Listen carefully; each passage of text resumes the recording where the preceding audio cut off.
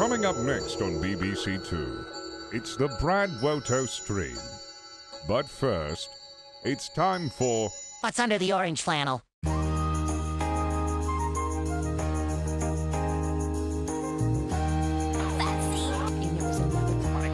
Evie has a... These game hunters. Check that out before seeing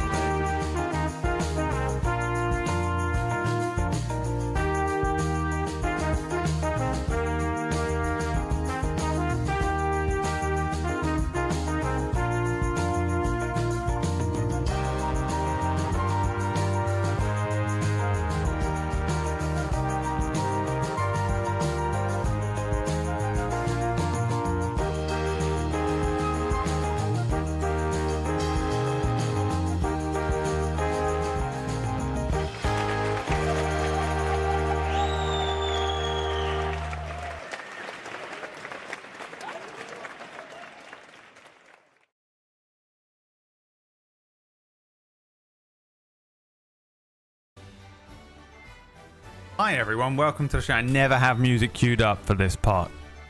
I just have all the music queued up for the D&D game.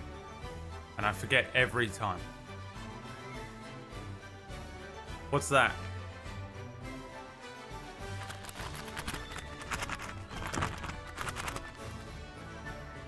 The hell is that, dude? What? What?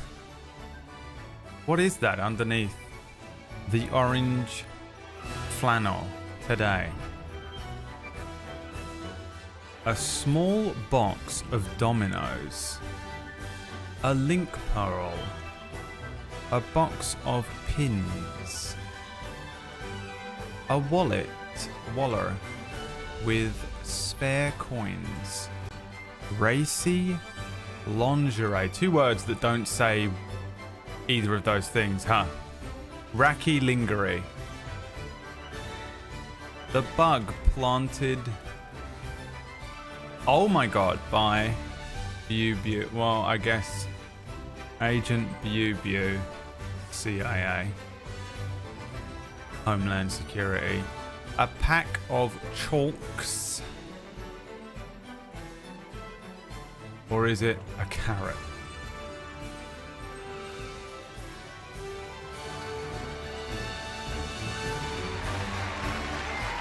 Let's see if you can guess what's under the orange flannel today, my friends. Let's see if you can figure it out.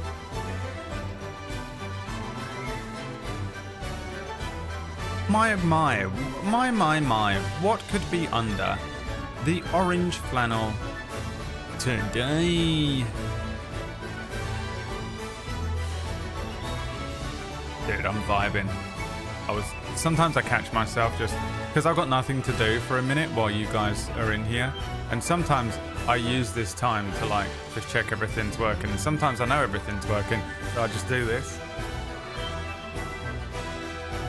and I'm not being observed.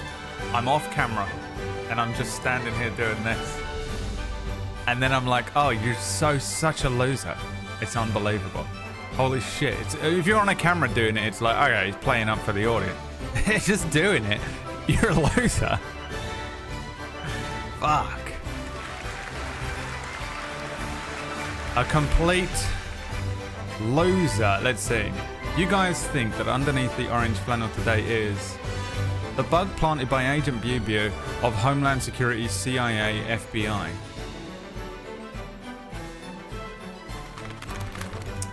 Nope. The answer was in fact an expensive purchase from Emma Pickles that I found. Staples, metal pencil sharpeners. You need a maximum of 2 pencil sharpeners in your life. In your entire life. One when you're at school, and then maybe, and that's a big maybe one as an adult over the course of your entire adulthood. Unless you work with pencils every day. Why did she need this many? But how many are left in the box? How many did she make away with when she scarpered? How many? pencil sharpeners remain? Let's see if you can guess. And I'm going to write it in as the word. 6, 7, 1, 4, 2. How man come in the box? Fuck, Raj. Jesus. 5, 3. This could also just be like how many. Oh, we've already got 3. 12. Zvolf. This could also just be what numbers do you know? What numbers do you know? Can we count it? I mean, become the most childish channel. How many pencil sharpeners are in the box, Elmo? Elmo doesn't know. Elmo's too busy sucking dick.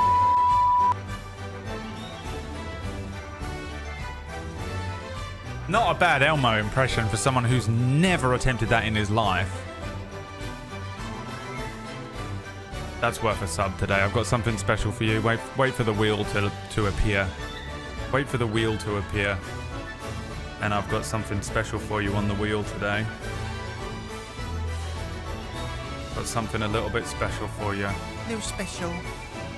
Just like you are, my special little boys, my sons. Sven didn't want to wait for the wheel. Sven said, "Give me that fucking wheel spin now."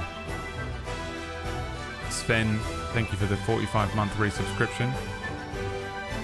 Right, you think it's either 4 or 6?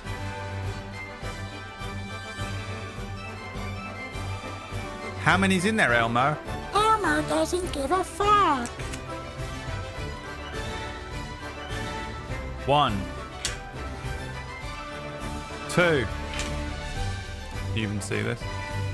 3, 4, 5, 6, 7, 8. It was 8. Count from Sesame Street. 1. She made away with 2 of them. She made me buy 10 pencil sharpeners. She couldn't have just bought 1 from Amazon. She bought fucking a box of 10. Who needs 10? This is why I've got no fucking money, Pickles. You dickhead. A whole street. Who wants one? You want one? Here you go. Take one. I got plenty. Anyone need pencil sharpeners? You know who to speak to. You know what's hilarious? I can't actually get them back in. I can't get them back in. What? Oh, wow. This is so difficult. What the fuck? Oh my god, the man is struggling so badly in his old age. Can't get them back in. Once the pencil sharpener's out, you'll never get it back in. Did it. Did it, but not correctly. There's not enough room in there for 2 more, so... Impressive work from the pencil packers. It was 8, guys. Sorry to tell you, it was 8. 8 pencil sharpeners. Hey, it's me, Fist of the Walrus. Hi, Fist. Lovely Fist. Poor Fist was absolutely starving throughout the episode of Non-Canon that he starred in on Friday, guest starred. My boy, Fist of the Walrus, showed up, absolutely Hank Marvin, and I told him, you don't get to eat. He could have eaten throughout the show, I wouldn't have cared. If I'd known he was as hungry as I found out. Oh, Roby, thank you for the 30-month resub, but you've made an enemy of Shadow the Ret God today. Uh-oh. My god. You've made an enemy today, you son of a bitch.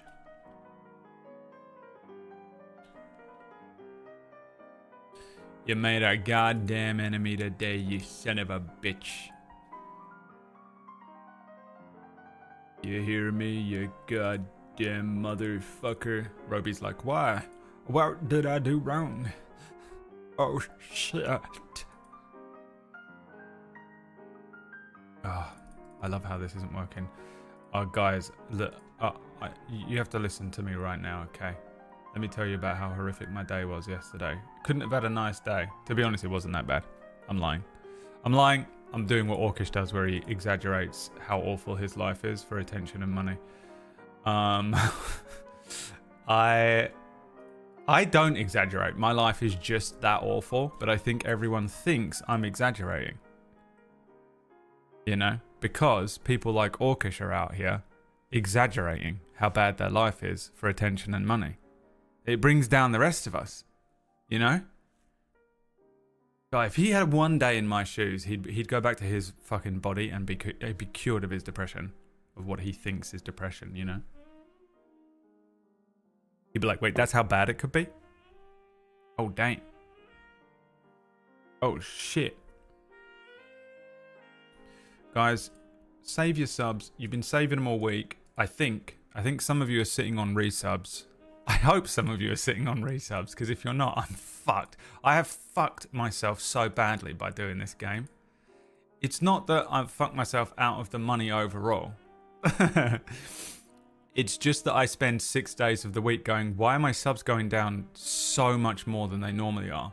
And then they go up on Sunday and then drop dramatically throughout the week. And it is fucking with me so badly. And we need to come. I'm going to change to donations for this, for season 3. Just because I can't handle it. I can't take it. It's killing me. Not that I don't appreciate you all coming out on a Sunday and subbing and everything, but you know what I mean? Imagine. Just, I don't know if you can imagine. There's no equivalent in a normal paycheck because everyone lives like that, you know? You don't get paid. Imagine your paycheck was split up over the course of the 30 days, you know? So however much you earn, it's split up over the course of 30 days. And you've lived like that since 2011. Not really. You've lived like that since 2019. Properly, right? And then, because of your own genius idea, that you change it so that all of that pay now comes in every 7 days. But you're so used to the money coming in every day that it just causes panic in you. Because you're like, oh, I didn't get paid today, but I get paid every day. But I'm supposed to get paid a little bit every day. God. It really fucks with me. Honestly, by the time I get to Saturday, I'm like a wreck. I'm like, fuck, what do I do? It's over. And then Monday, Tuesday, Wednesday, I'm like, oh, it's okay, we're doing fine. And then where are they going? Why is no one resubbing? What's happening? I'm like, they're all still in here. They've all still got little sub things next to their names. Why is no one resubbing? Horrific. Suffering from success, kind of. Suffering from, I wouldn't say success. Let's not go that far. I definitely have. I'm making significantly less money than I made last year. For 2 reasons. One, the ads don't pay anymore. Last year, for 1 year only, Twitch gave us money from ads that they were running on the stream. And we actually were all making a little bit of money off of the ads for the first time ever for a year. And since subs were going down anyway, because they've been sort of steadily declining over a couple of years, because Twitch keep doing stuff like putting ads on everything. So subs were declining, but I was able to make it up with ads. I'm sure some of you remember me, cause I explained this and told you. So like the ad revenue thing meant that I was able to make my rent last year, vaguely, kind of, wasn't really. That was off of the ads thing. Well, now they've just stopped paying any money on those ads. So now the ads we don't make any money on these ads anymore. So they're just slamming ads on everything and keeping 100%, almost 100% of the revenue at this point. And I've still been steadily losing subs over the last 2 years now. So actually, I'm making, like, of a grand total, it's about 1/3 less than I was making last year. Which is, and my outgoings are still more than that, kinda. Which is why, you know, one of the reasons I moved early, as quick as I could at the beginning of the year, even though it cost me money to move, because my rent is significantly less here. Which has done quite a lot to save me, but my God.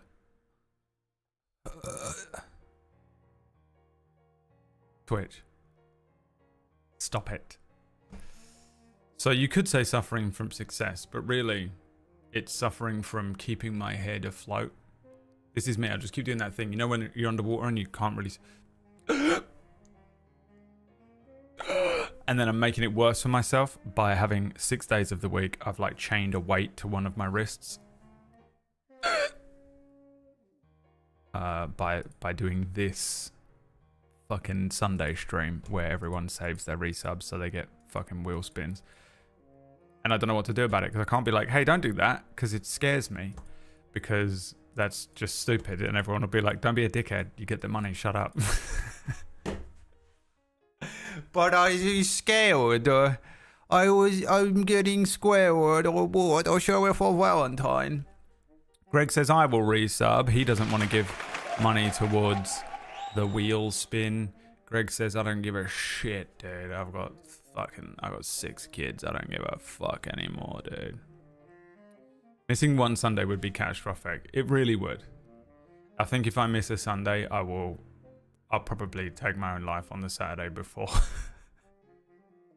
You know, it's that meme of that guy that's like mining and he's just about to get to the gem, but he gives up. You know that meme? That would be me. Lily's fucking Shadow right now. Transforming. Shadow transforming before our very eyes. Shadow.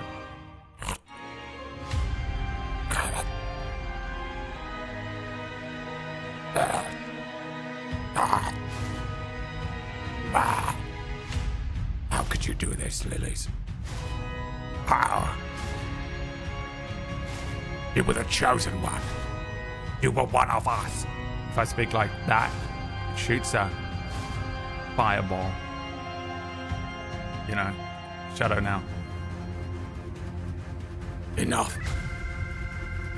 I've held back the restless tides all week. He needs more evil. Evil. Evil. Evil. Evil. I've held back the restless tides all week. I've made it so the children won't resub, and here I am, betrayed by one of my own.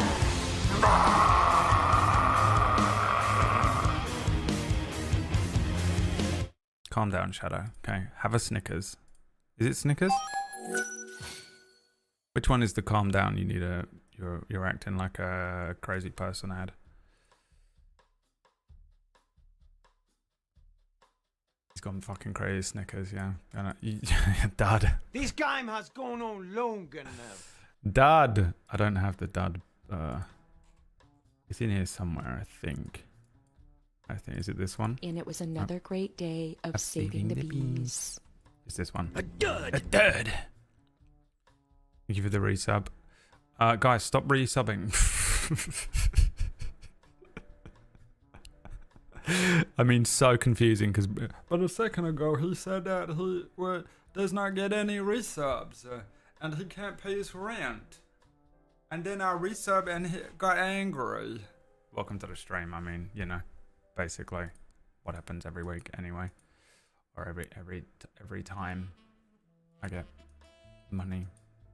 Let me tell you about my day yesterday, and then we'll play some D&D. I woke up yesterday, and I was going to do some tax stuff, because I don't know what the fuck is going on with... My old accountant was like, hey, by the way, everything that we normally do for you is going to cost about 18,000 times more this year. And I went, all right, I'm out. See ya. You're fired.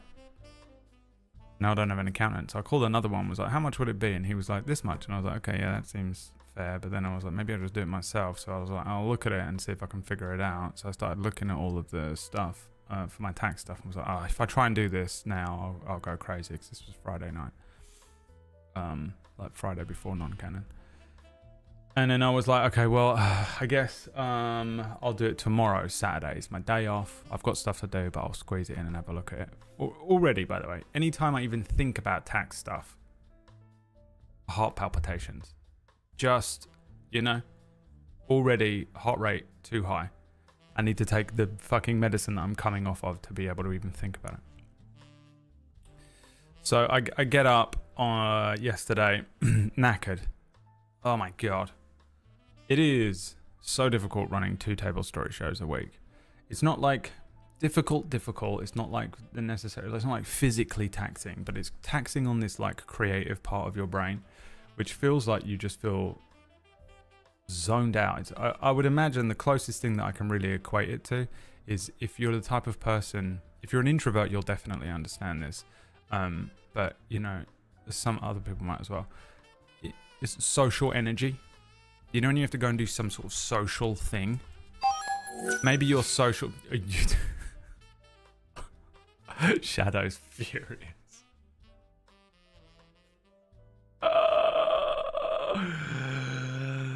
Shadow is furious. I'm not. Thanks for the cash, dud.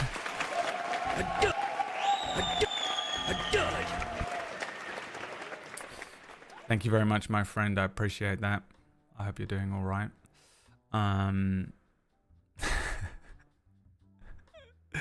Just sees a hype train and is like, I want to be involved in the hype train, please.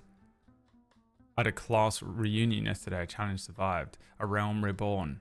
Yeah, that. So maybe you have like 2 or 3 hours of social battery, which is about where mine was out before I went into my own private lockdown over summer. My social battery has like shrunk so much over the years. But if you go to a thing for 4 hours and your social battery is maybe 3 hours, when you get home, you're brain dead. Even if you do, like, even if it's early, you know, even if you make it home by like 3 in the afternoon, you almost exclusively have to lay on the sofa and just kind of like zone out, right? Anyone understand this? I don't know. Maybe this is just me. I can't tell. I think probably all of you understand it, but I'm not sure. So that is kind of how it feels. It's that same kind of feeling because you've kind of expended a particular type of energy. It's not necessarily like you don't have the energy to do stuff. And it's not necessarily like you haven't got the brain power, but you've sort of used this secret third type of energy. And that is what it's like running 2 table story shows a week. And it usually kicks in the day after you run a show. So you'll probably see WAC will suffer it on Tuesdays and Fridays. PB will suffer it on Mondays and Thursdays. And I suffer it on Wednesdays and Saturdays a lot. But I take Saturdays off. So it kind of works out real well. Guys, oh, Dad.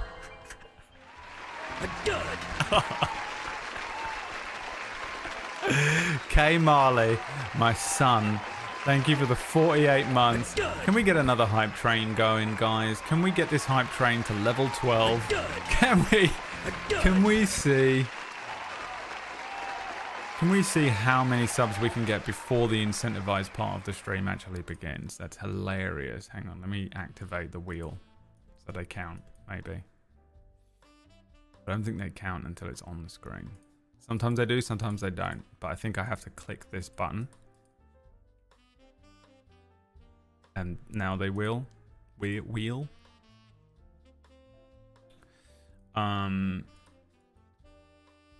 So yeah, man. That's the brain power I had yesterday morning. Turned on my computer.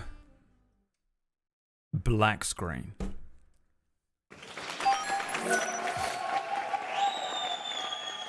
Drogi, thank you so much.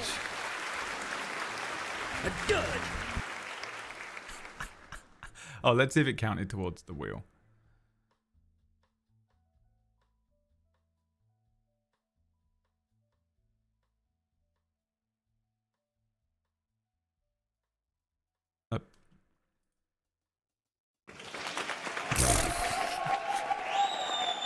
Fuck it, play the game. Quick, not this one. We'll just play the game. Fuck the story. Let's get into the game quick.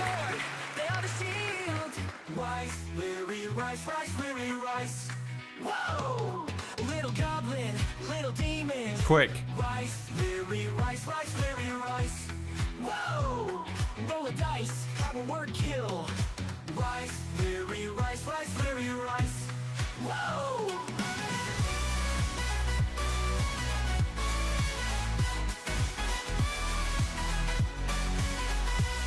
Whoa! Rise, Larry, rise up I know the lyrics. It's in my head.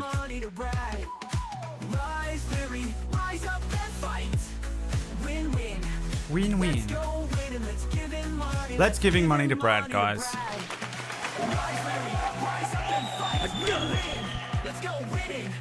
Guys.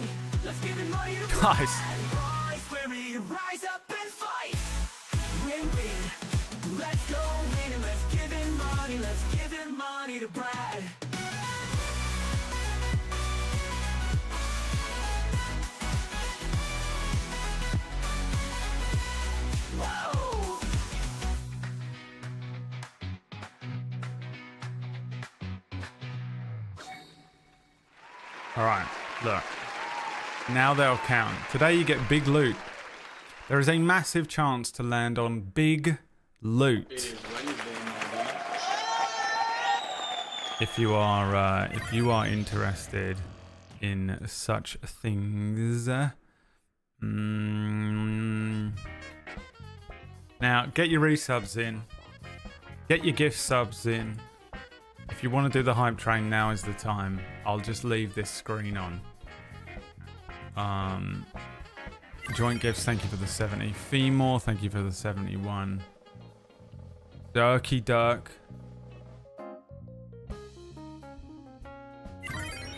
Thank you for the 22-month resubscription.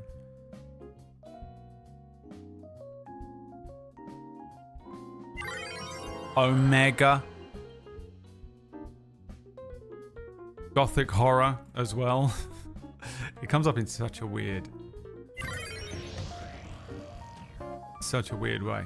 April, my good friend April, who is fast becoming a lore keeper on Table Story. Insta Rage, thank you for the 65, my friend. Shadow, thank you for the gift sub. Beckor. By the way, Beckor, in my head, you're literally a parrot. You look like Iago to me because your name is Beckor, like a parrot. Like if a comic book carrot. Fuck, shit, fuck. Comic book parrot. That's quite hard to say, apparently.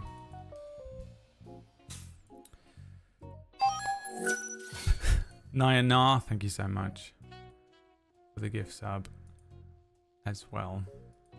All of you waiting throughout the week, giving me panic attacks.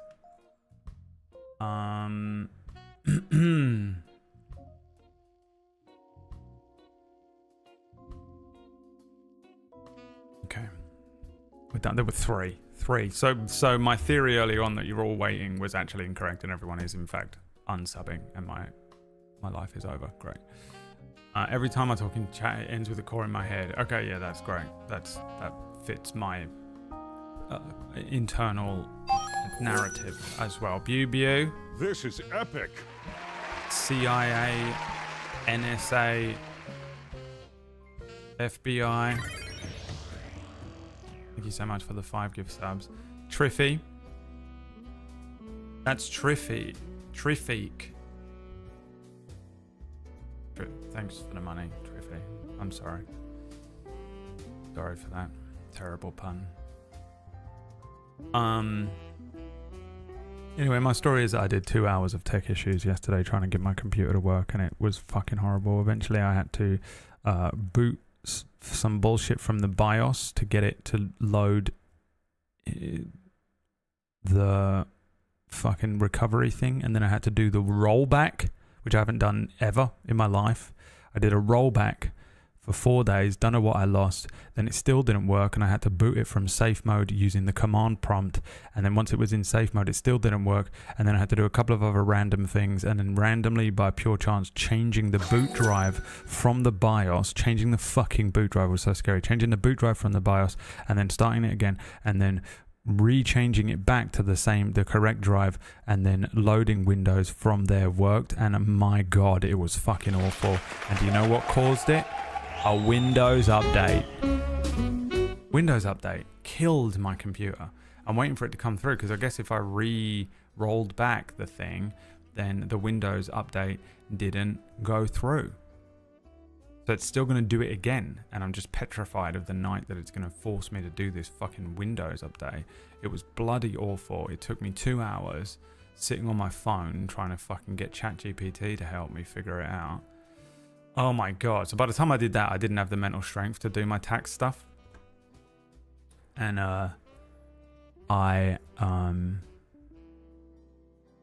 but I had to edit some stuff for Table Story. You'll see in a couple of weeks. There's just a thing that we've got, like you'll see a thing I had to edit. It took me a little while. I spent longer on it than I should have done. And my god, was I exhausted by the end of yesterday, and I just couldn't be fucked. And then I checked my sub count.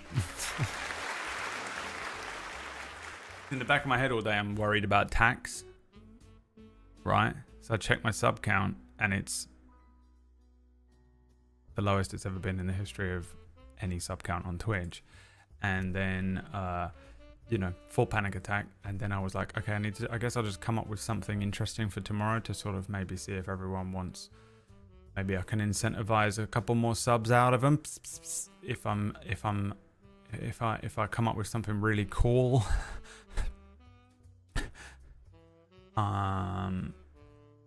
Which is why we've got Big Loot. Big Loot. Today. Jaeger, thank you for the gift sub to Drogi. How are you doing, Jaeger? So are we waiting to find the energy, or are you going to hire that accountant? Oh, I haven't even thought about it again, Omega. You don't understand how I live my life. My head firmly buried in the sand until I can drum up the energy to even vaguely think about it. Even talking about it with you right now, my heart rate is rising. I'm getting warm. I can't take it anymore. Like, I'm properly on the edge. I cannot. I'm just not a functioning human adult, and haven't been. Maybe ever, but just, it's getting worse. Isn't this PC less than 2 years old? Yeah, it is, yeah. I don't know what did it. I've literally got no idea what did it. Which is why I'm so scared of it just breaking again. With the Windows update. Could be anything, Terrifying. Big Lot helps win D and D. There it is, anonymous. We're up to, you got a wheel spin from last week. What is that? 2 wheel spins so far. With Big Loot on the table available for you. I thought I'd take a little leaf from the non-canon book, and I thought I'd put the Big Loot table in here. Not the same one from non-canon, but a new loot table. Handcrafted loot table. It is a D100 table.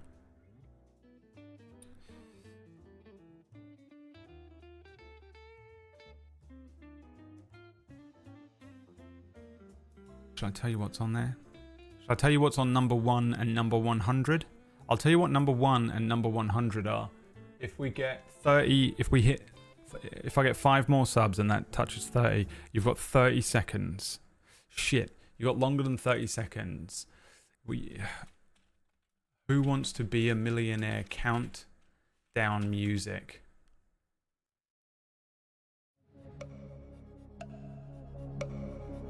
You got 30 seconds.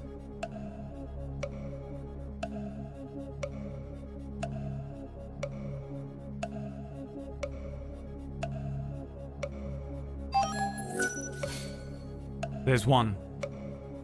It's at 26. 5, 4, 3, 2, 1.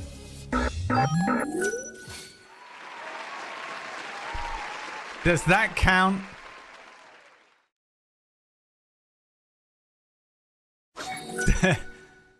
Did that count? Guys, what do you think? Let's check the replay. Can we get the replay on that one, please? I'll allow it. I will allow it. My daughter says yes. The ding was before the buzzer, was it? All right. through. I mean, you can't be trusted, Dirk. Just a known liar. A known liar. Drugi, thanks for the 5 gift subs. Anonymous, thank you for the 5 gift subs. On roll number 1, it's... And here we go. I hope you're hungry for nothing. Nothing. Okay. I know this doesn't incentivize you. But on roll 100, it's a Level up!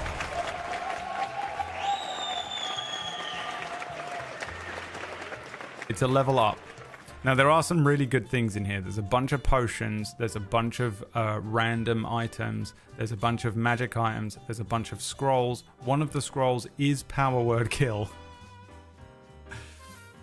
It had to be in there. And one of the items is the deck of many things.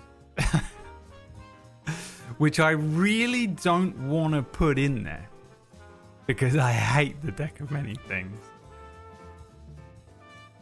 But this is about making money and not about my own personal preferences. So every time we spin the wheel today, there is a very high chance that it will land on big loot. And when it lands on big loot, we'll roll a D100 and see what's on the loot table for you today. That's the plan. Now, you might be asking, Brad, why are you doing this today? Is it because you were scared of subs and stuff? And I was like, no. I said to them, no. That's not why I'm doing it. Even though, obviously, yes. No. The answer is, I think this paycheck for November will come through for me in January, which is tax-paying month. Now, instead of me having my yearly full-blown hardcore panic attack at the end of January because I had to do and then pay my tax, right? I thought, what if I get ahead of it and get lots of subs in November so that when Twitch payout happens, I think in January for this one, it'll be more money than normal. Is that... I don't even know if that's correct. I just think it is. Can I spread the panic over many months instead? Right? Literally no, yeah. Big Brain was like, what if you had money in January because you put big loot on a table for 1 week in November and got like 7 extra subs that day?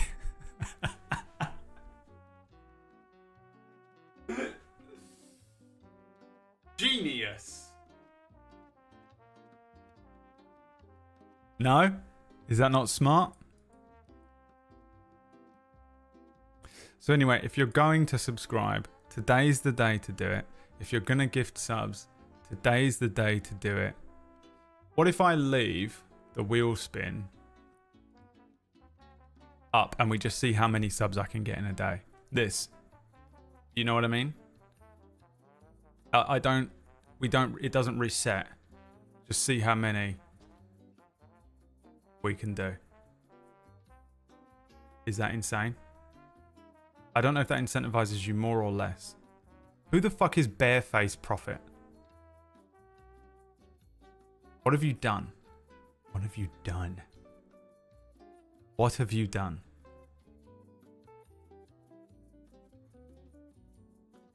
You are banished. There are no fights in here. There's no banishment. There's nothing that can harm you in the D100 big loot table. Now, obviously, the rest of the wheel still exists. So, of course, you're going to roll the wheel and it's going to land on boss encounter immediately and destroy the entire plan. So let's see how it goes. Let's get into it. It's time to play D&D for real this time. Rise, Leary, rise. Rise, Leary, rise, rise, Leary, rise. Whoa! They are the sword, they are the shield.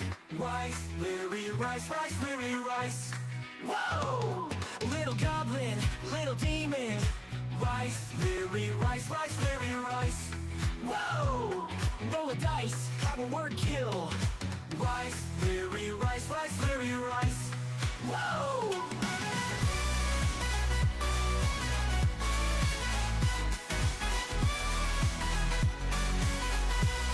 Whoa! Rise, Leary, rise up and fight. Win-win. Let's go winning, let's give him money, let's give him money to Brad. I think I'm having a panic attack. Rise, Leary, rise up and fight. Win-win. Let's go winning, let's give him money, let's give him money to Brad. Rise, Leary, rise up and fight. Win-win. Let's go winning, let's give him money, let's give him money to Brad. Rise, Leary, rise up and fight. Win-win. Let's go winning, let's give him money, let's give him money to Brad.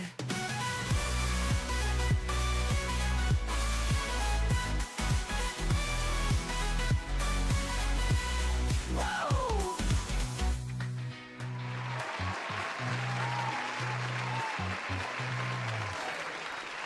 Here we are once again for another fantastic edition of Twitch Plays D&D, featuring UDUD. Hold up, hold up, hold up, hold up, hold up. A dud. Thank you. It is another episode is ready to go. Oh, my start bar. I moved my start bar and it has fucked my world up. You ever move your start bar and now everything is wrong in the world? Are these Sunday D&D intros making it into the year game intro compilation? Why, do you want to make one for me? Do you want this song? And then you go away and edit the video. Bear in mind, 2 of these I've edited with like anime intro footage, and they've just been immediately DMCA striked. Anime clips are incredibly fucking dangerous. It's really annoying. I guess they will. I haven't even thought about it, to be honest, but I suppose I have to because it's coming up. Yeah, I mean, I suppose so. Maybe we'll have like a little D&D end of year D&D category, D&D intro category, you know, for the award ceremony. Moonlight.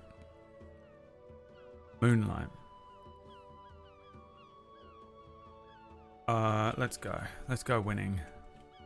Have you turned off the automatic updates and such so the computer doesn't die again? No, I haven't. I don't know how to do that, but I will do it today. In fear. Born of fear. He was born of fear. So last time, get into the game. Last time you guys had to fight some wasps. You had come to the wildflower field on the world map, open world portion of our game. And the wildflowers here, you sort of interacted with them, but all that really happened is a bunch of wasps appeared. Bees, not the bees.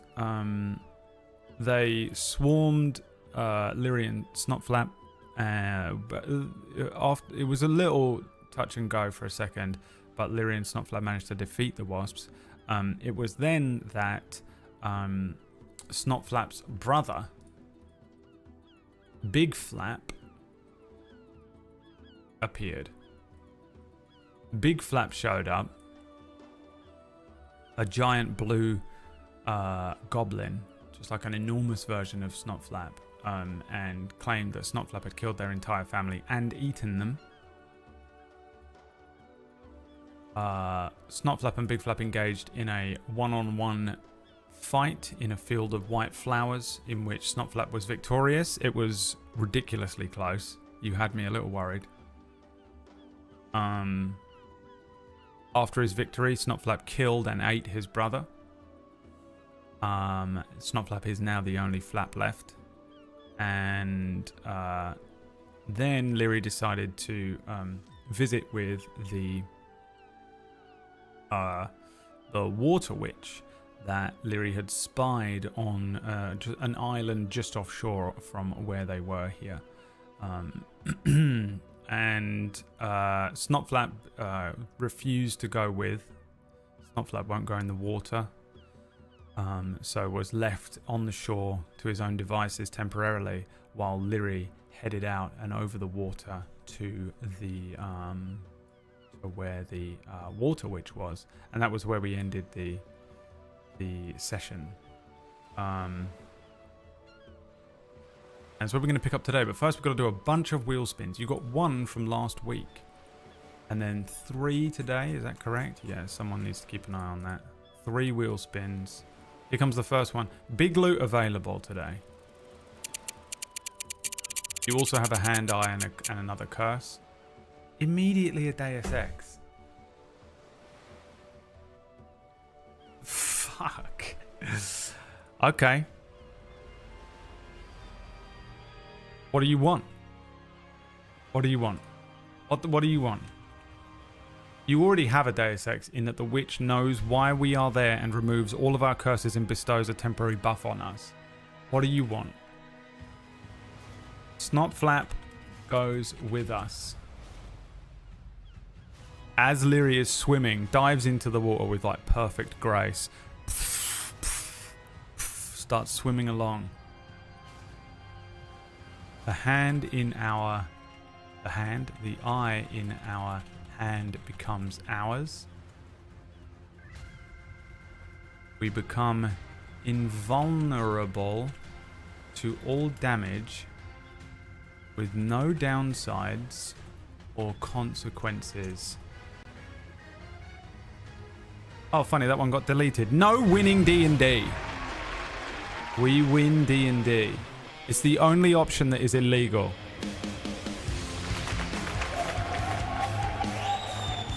You can't just type "we win D&D." You know this. Snotflap expels Big Flap alive. Wayward Lancelot companion.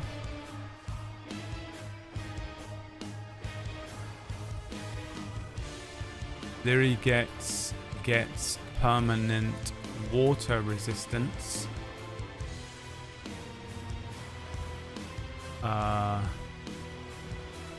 Which then teleports us plus Snotflap to the Searing Quarry. It's amazing that you remembered that. The miners there. Liar grows wings. Orgy, not putting that on there. Smasher appears and joins us. A Gyarados swims up and lets us ride it.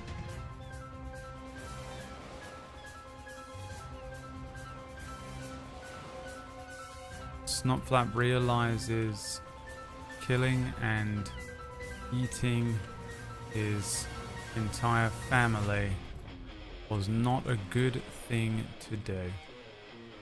Alright. You open up today with a Deus Ex, practically a wish. I should probably change it to wish, shouldn't I? Should we change it to wish?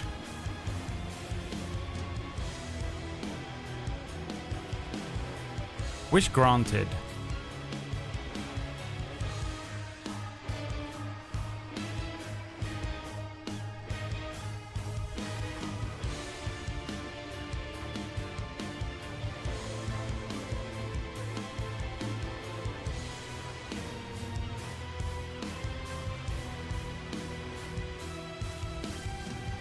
Your wish has been granted.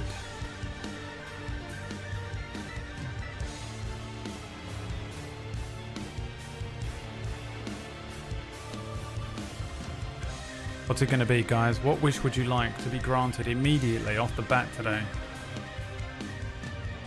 Thank you everyone for the subs so far. I know it's only just begun and we haven't done anything, but here come the wheel spins so that you actually get something kinda.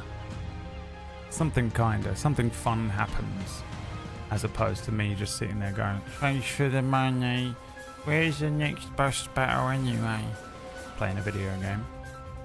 Dud, thank you for the 1,000 bits as well. I appreciate you.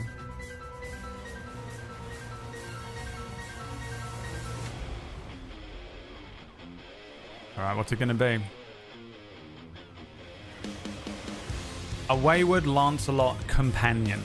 Okay. I have to pull up his stats. I have to pull up his stats. He has stats. Lancelot companion. Acquired. Jesus. Did you shoot Lancelot? This one. Alright. That's the first wheel spin. Here comes the second wheel spin.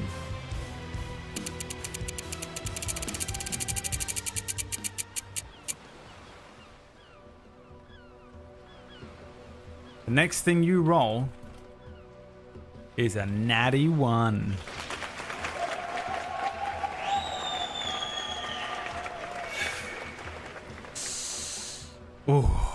Ooh, feels good. You want to win D&D so badly. This is what you get. That's called karma, you bitch. Durkee. You bitch. Trying to win. It's called karma, motherfucker. Believe it. Next wheel spin. Here we go. It's going to be hilarious. It's going to be another wish. Oh, a magic item. Okay. How was I doing magic items? Did I have a table? Oh yeah, I did.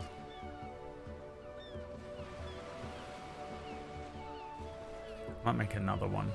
Might combine all my other magic tables together. Well, you know what I could do? I could open up non-canon and roll on that magic table. Hold on. Since I have to go in there anyway. Hopefully Wack's not logged in. He's probably still laying in bed watching TikToks.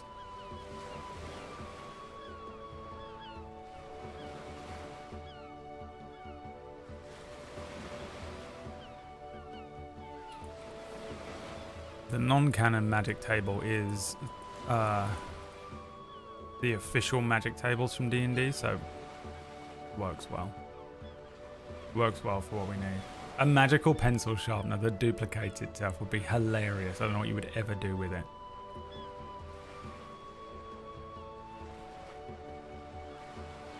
Taking forever to load. Sabers and boomslang gears? No, that's the big loot table. The magic item table in non-canon is mostly standard stuff. There, I've got 2 tables in that. There's magic items and massive loot table.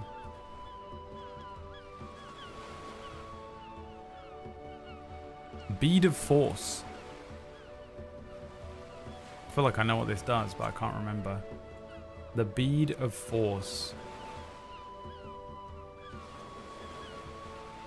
Small black sphere measures 3/4 of an inch in diameter and weighs an ounce.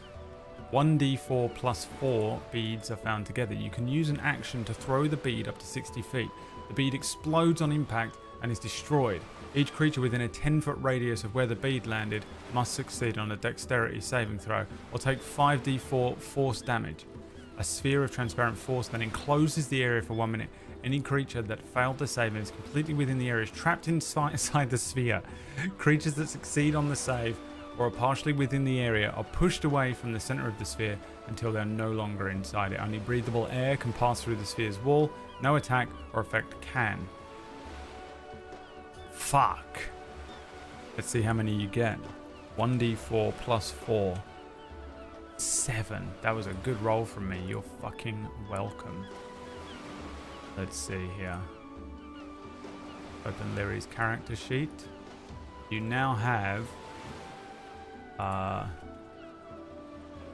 Beads of Force 7.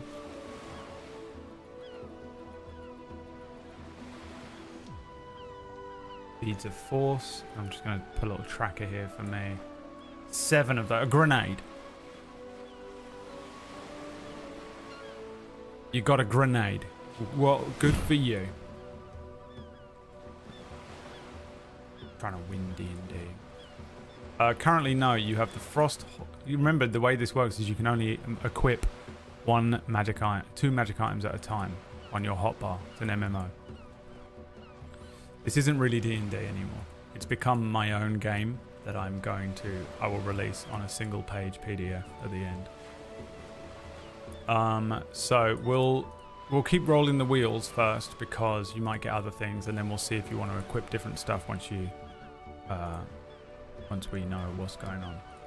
So you got Beads of Force, pretty fucking cool item to be honest. 100% gonna go wrong. Trap your own leg in there and lose it. You know. We need to just hope to lose D&D so we get the opposite karma effect and win immediately. PDF is just a link to ChatGPT and Suno, yeah. Well, the rules I came up with myself. ChatGPT, I mean, I guess it might be able to do that. I don't know. I wouldn't trust that it just would steal a bunch of random game rules from other people and like combo it into one. You just told it to make a game, you know, and then you'd be sued within 2 weeks because they'd be like, "That, by the way, that's ours. You think it's yours and you think ChatGPT came up with it, but it's ours." I'm too paranoid for that. All right, here we go. What do you got? 2 more wheel spins? Here comes the next one.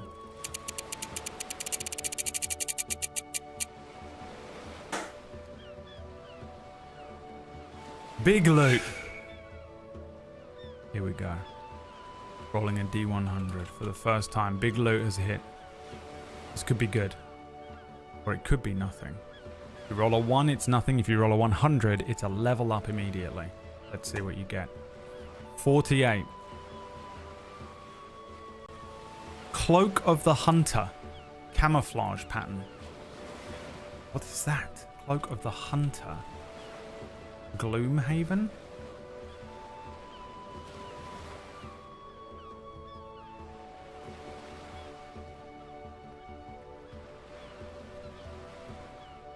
No. Cloak of the Hunter. Forest green cloak of protection is trimmed in eagle feathers. It has a gold clasp shaped like a talon. You have an advantage on dexterity, stealth, and wisdom checks. Fuck. That's sick. Damn. It's the camouflage suit from, yeah. Oh, that's a nice cloak. Cloak of the Hunter. This one is camouflage pattern. I don't know how you spell camouflage, Bradley. And I guess I need to make a handout for this. Because I don't think it's in my things to just be able to search. So, Cloak of the Hunter.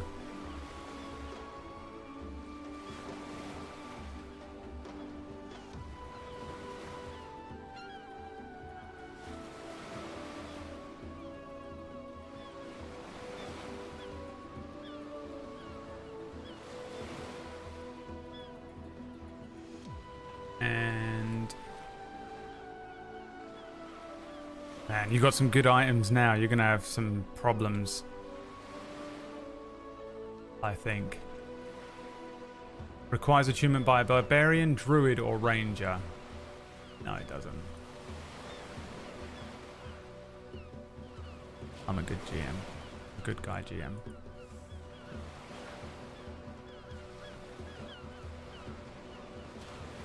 Spelled it wrong again. Camouflaged patterned.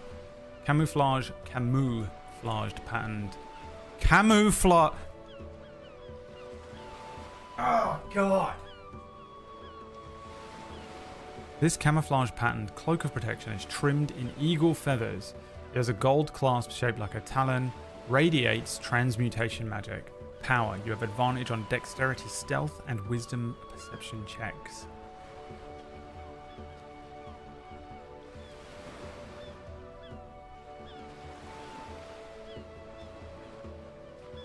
Great.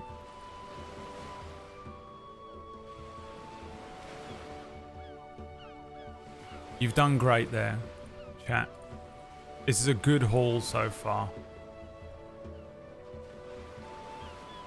This is a good haul so far. I hope you're proud of yourselves. And that's why we roll on the big loot. That's why today, for tax reasons, we need all the subs we can get. You get to roll on the big loot. That's why today, for tax reasons, you get to roll on the big loot.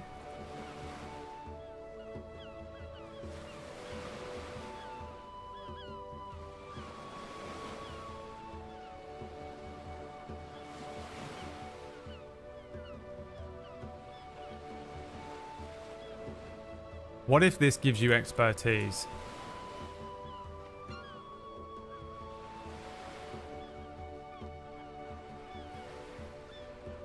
And then we don't have to roll.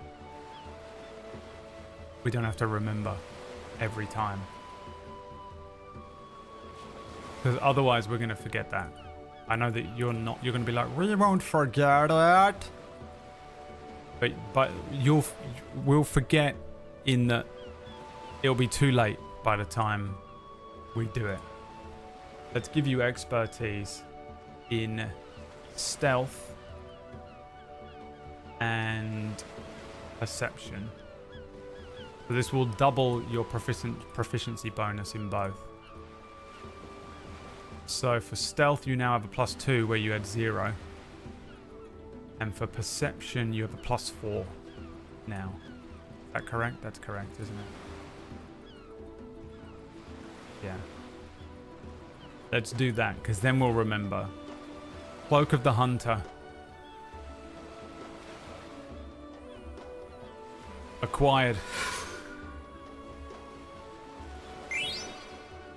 Nice. Wax here. Barely conscious. A barely conscious man.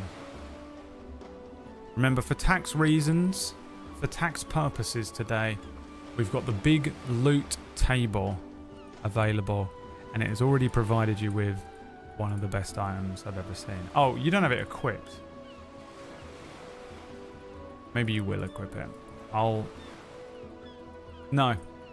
I'm going to forget as well. You do not currently have it equipped. You don't have expertise. You got to equip it. Welcome to D&D, you motherfuckers. Okay, final wheel spin before we get into it. Unless you want to gift another 4 subs. It's up to you. Big loot, baby. Let's go again. Let's go again, shall we? Another D100 from the chat room. You ready for this, chat? Lucky hands. I've been rolling well in this, right? I've been rolling well in this? Yeah. I think I haven't been rolling well. You've just been rolling bad. So let's see. Let me clean my hands of any filth that I might have picked up from dealing with you guys today. And the bad luck from you. Leary is swimming and slowly shrinking from the amount of appearing. Yeah, just drowning. Okay, here we go. Another 48 and Snotflap. Agreed. If it lands on 48 again, Snotflap can have it. I'll allow it. Here we go. 35. Ooh, a box of 20 silver-tipped arrows. Oh. There's just something about having a silvered weapon. It's not always that appropriate in D&D. I kind of wish it was more appropriate that you needed silvered weapons for certain things. And there are things that require silvered things, but oof, who doesn't love a fucking box of silver tip? When the time comes, I'm going to make a note that something that requires silver-tipped arrows to be defeated now hunts Leary. At some point, these will come into play because I love it. Silver-tipped arrows, and these are, you only have 20 of them. So when that thing comes for you, you got 20 shots. Goma from Zelda. Yep. Obviously. Yeah, I mean, obviously that's what I was going to say as well. Obviously that was what I was going to say as well. It's actually really nice for the fact that you're an archer, yeah. I love silver-tipped stuff. I almost had it be a very important plot point in in D&D. What actually works really well is that silver, there's like an abundance of silver in this setting, isn't there? In the Lyri setting. So that's kind of cool. Maybe it's, you know, one of the demons or whatever. All right, Kaio gave me a 59-month resub. Thank you, my friend. I'm coming. Jesus. And then Plumrug with 5 more subs. What are we at? What number is that? 42? Just one more spin. We're going to see how... I'm not resetting this bar today. We're just going to see how high the number can go. I'm curious. Here we go. A spin from Plumrug, Kaio, and Anonymous. One more spin. Here we go. It's going to be a boss battle. Something from under the water is going to grab you. Ooh. That made me nervous because I'm scared of things grabbing me from underwater. Okay, so your next roll is a natural 1, and then the next roll after that is a natty 20. Good roll. All set for the day now. Lyri's swimming through the water. Varying things appearing on their pockets and in their bags. What on earth is...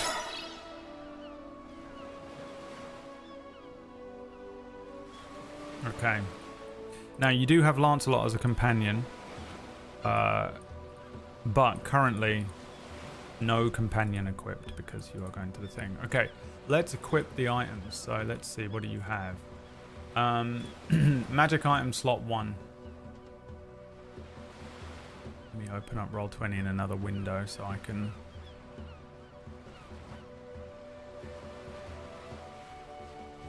see all the things. Okay. What does Lyri equip in magic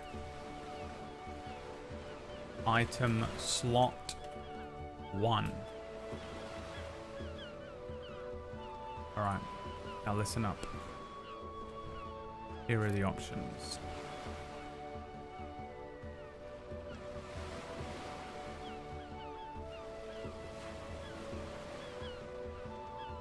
Kind of need to make a whole new area. I'm just going to make a quick thing. I'll do it on the screen so you can see it. I'm going to put standard loot over here. Because you have a hip flask half filled with cheap whiskey. And this is just for any loot that is a larger piece of loot than the other thing. And then we can put magic loot here.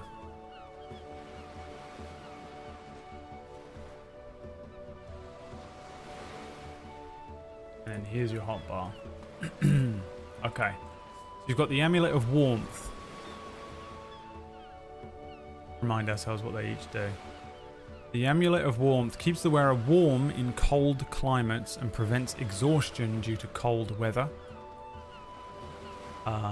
You've got the Amulet of the Undaunted, which grants saving throws against being frightened. You've got the Frostheart Orb, which is what you currently have equipped. A magical stone orb about the size of a golf ball. Equipping this cursed magical item provides the following benefits and drawbacks. You gain full immunity to fire damage. You become vulnerable to cold damage. Additionally, in cold environments, the wearer must make a Constitution saving throw every hour or gain 1 level of exhaustion. I'd say this water's pretty cold, wouldn't you? You've got the Ring of Granite Grasp. The wearer has advantage on strength checks made to avoid being pushed or knocked prone. You've got the Beads of Force, which we just explained are essentially grenades. And you've got the Cloak of the Hunter, which you just acquired, which is... it will give you expertise, so double your proficiency on any stealth or perception checks. So it's pretty strong. Which is pretty strong. So, which are you equipping in item slot 1? The Amulet of Warmth, the Amulet of Undaunted, Amulet of Undaunted? Of the Undaunted would make... Yeah, that's correct. Amulet of the Undaunted. The... Fucking... Copy paste it, Bradley. Frostheart Orb. The Ring of Granite Grasp. The Beads of Force. Or the Cloak of the Hunter. What would you like to equip to Lyri in magic item slot 1 on your hotbar?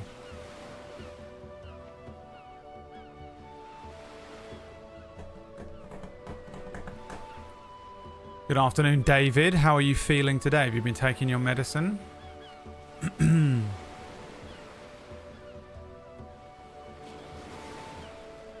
Some good items from the big loot spins. The big loot table will, of course, only be here for this week. This week only. I like the big loot table. Maybe it will make a return one day. But generally speaking, I do these things and then delete and forget them. So, big loot today only if you wanna spin on the big loot table and get some better items. Or maybe a new scroll or some more potions. Alright, keeping the Frostheart Orb equipped. What about in slot 2? What does Lyri equip in magic item slot 2? Currently, you have the Amulet of Warmth equipped in slot 2.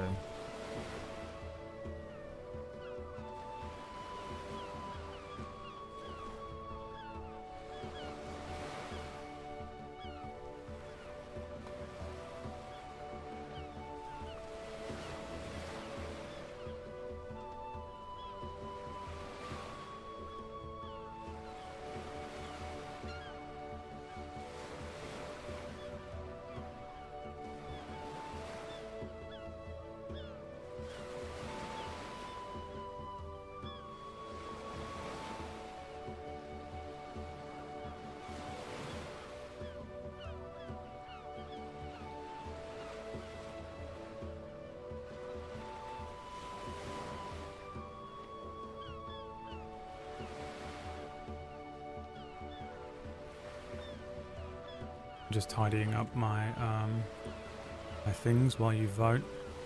It's very messy. I can't see anything.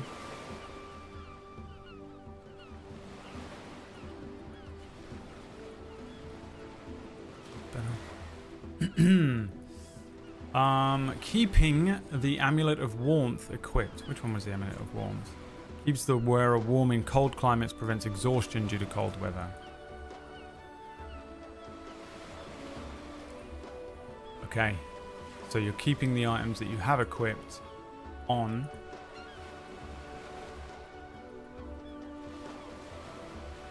And that is the Frostheart Orb and the Amulet of Warmth. And we can begin the actual session. We're currently in a tropical place. No, you're not. This is not tropical. This is... I'd say it leans more to cold. You're on a set of cliffs, cliffside cliffs, with strong winds and cold water. It is not tropical. There's no palm trees and stuff. It's probably more akin to, you know, maybe like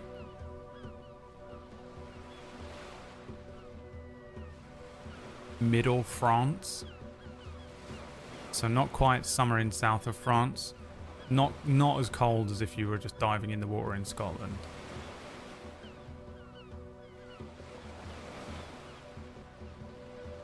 But it's more cold than warm.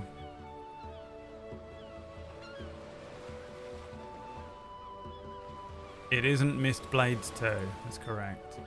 Okay. So Lyri starts swimming across this sort of narrow stretch of water. It is chilly. It is cold, but you have the Amulet of Warmth on.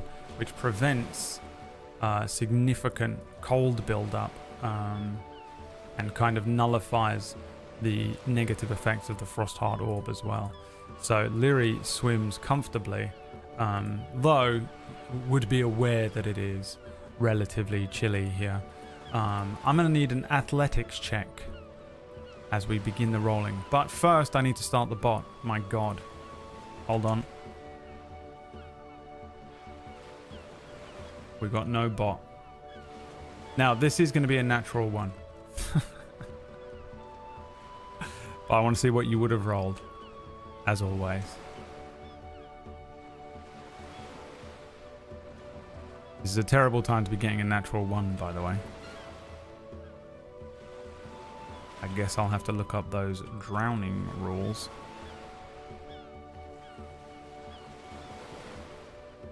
Okay, bot is up and running. Start rolling. Let's see what you get. We can take the first number today. D&D drowning rules. I'll need those.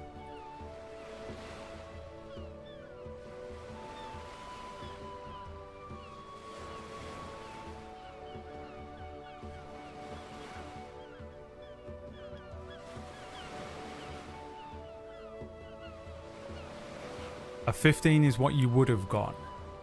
However, what you in fact did get was drowning. A surge and a current suddenly pulls at Lyri's leg. While they're a strong swimmer and generally athletic, Lyri suddenly falls as if being dragged down, this current pulling at Lyri's legs. I need a strength saving throw, which hilariously is a natural 20. Nullified this whole thing.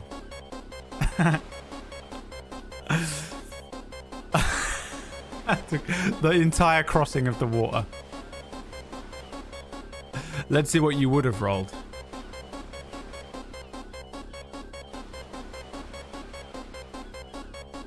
Let's see what you would have rolled.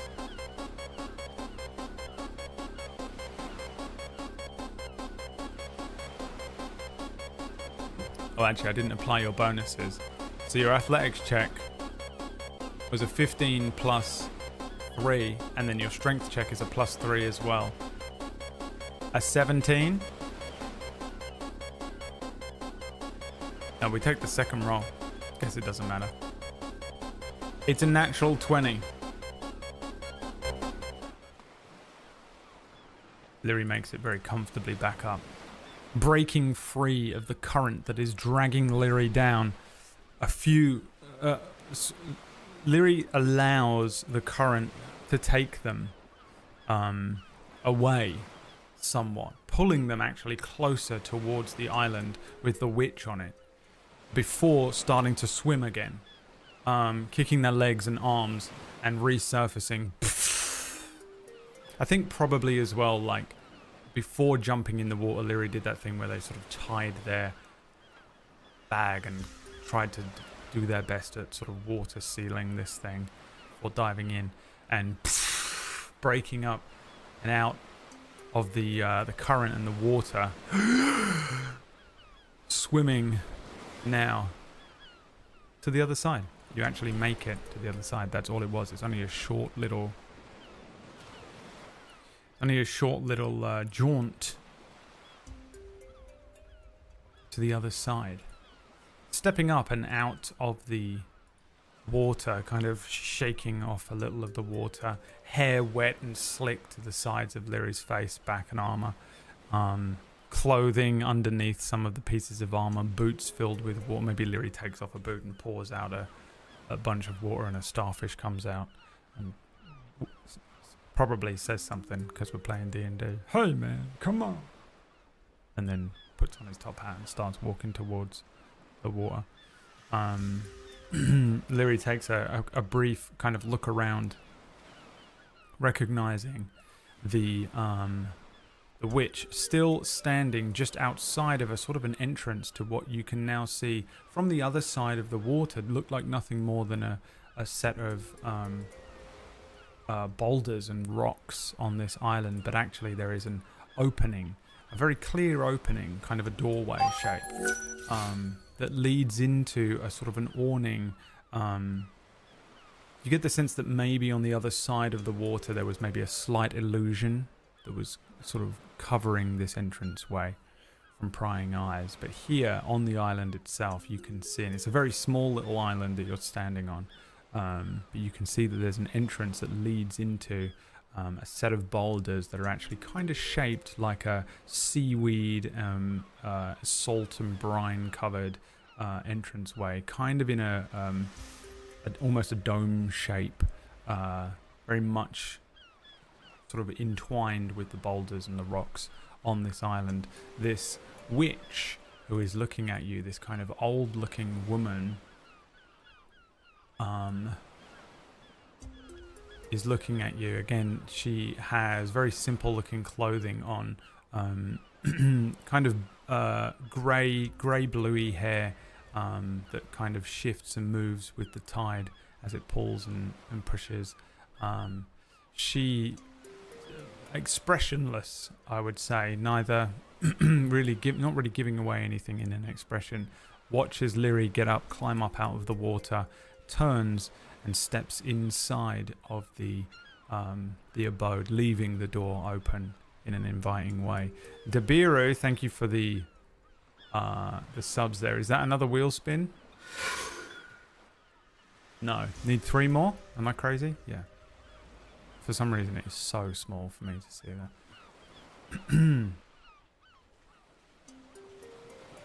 My throat hurts. Does Lyri follow the witch in? Would be the question here. You can just sort of follow her in, or you can do some stuff outside. Does Lyri follow the witch inside? We'll do a yes or no. If no, I'll ask what do you want to do instead. Dabiru, thank you so much for the 5 gift subs. Today we're seeing how high I can get that number in a desperate attempt to offset panic in January. I had a big brain moment and realized that I'm pretty sure the Twitch payout for this month will be in January. So if I can make lots of money this month, lots of money, if I can make a little bit of money this month, then when I get paid in January, slightly less panic, as opposed to freaking out in January, crying, shitting myself, and losing my mind on stream. Maybe there doesn't have to be quite as much madness happening. That's the big brain idea. Was it big brain? No. Not really. Because we need about, let's see what I need to really make any sort of profit in January. About 250 subscribers today would probably do it.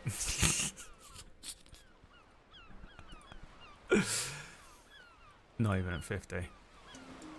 Huh? Oh, right, rice. Yeah. No, just the rice, maybe some salt. If I can gather the salt myself. Yeah, that's what I'll be eating in January.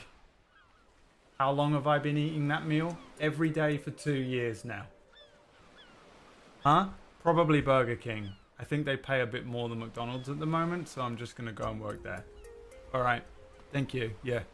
Okay. I'm in the middle of something, so... Alright, see you later. Yes. Following a witch in. Simple. A simple choice to be made. The witch's home presents itself to you all. As you step in, following, sort of stepping and moving up the island, not really a pathway, and moving across to this doorway, this inviting doorway. Seaweed hanging down, these kind of strange drapes. As you step into the doorway and into the home of this witch, there is kind of a smell of that salty, oceany brine. But then you get a kind of earthy scent. It smells like minestrone soup. Because the witch, as witches do,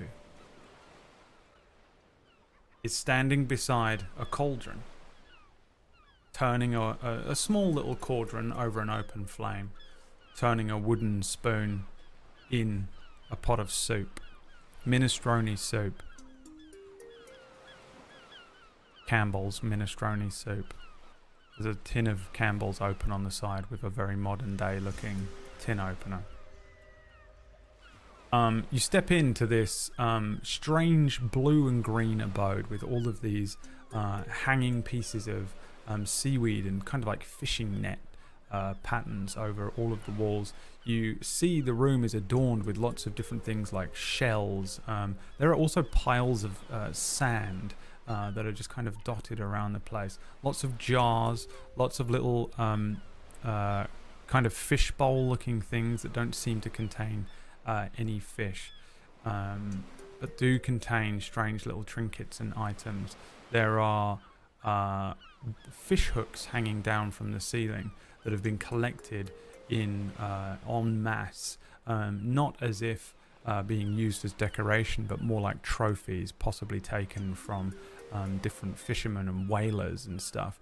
They vary in size throughout the room as you step into this place. The witch turns to you. The floor, by the way, is covered in about 2 inches of water as you step into this. The entire place is dripping with a kind of cave-like quality. Water running down the walls and dripping. The temperature is not room temperature. It would be certainly under. I would say it's quite chilly in here, in fact. The only real heat is probably being generated from the slight open flame underneath the cauldron. As you step in, the witch, without sort of turning to you, says, Welcome to Tidefall Isle. Leary, isn't it? What does Leary do? Options from the chat.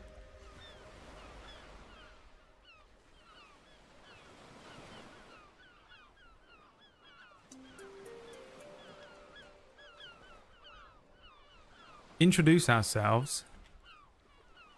Tell her about our situation with the curses. How do you know my name?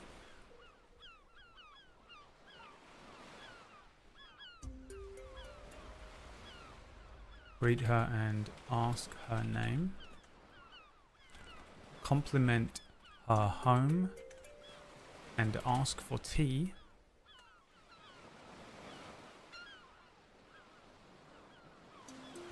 PB made it in time for the witch. Well done.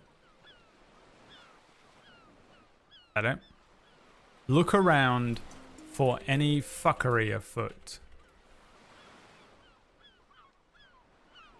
That's an investigation check. Alright, there's your options. Introduce yourself, tell her about the situation with the curses. How do you know my name? Greet her and ask her name. Compliment her home and ask for tea. Look around for any fuckery afoot. That's good. That's good. My knees hurt, I need to sit down. Promised myself I would stand up for as long as possible today, and I made it to about, what, an hour? Hour and a half.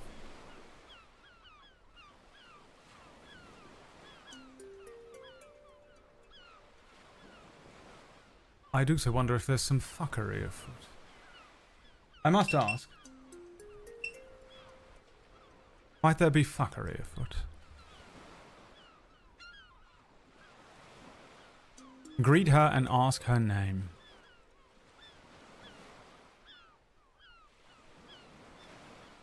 Lyri steps inside and says, my name is Lyri, yes. A pleasure to meet you. What's your name? Arindra. She says, continuing to sort of turn the soup. She says, I take it you want some tea, then. Well, sit somewhere. This might be more comfortable for you. with a flick of her wrist, this kind of very modern looking stool appears next to, I wouldn't really call it a table, it's more like a central, it's almost like an altar that's covered in things. The things on this table are very classic witch stuff. There's a crystal ball, there is some runes, there are tarot cards, all with a kind of sea style to them. Many of them look like they haven't been touched in a while, however. Arindra turns, bringing over a small bowl of this soup, placing it in front of Lyri with a wooden spoon in a wooden bowl, and places a cup of green-looking tea next to Lyri as well. With her own bowl of soup and her own tea, she places the bowl down, takes a sip of the tea, and then kind of cradles it with both of her hands and watches Lyri for a moment. I ask again, what does Lyri do here?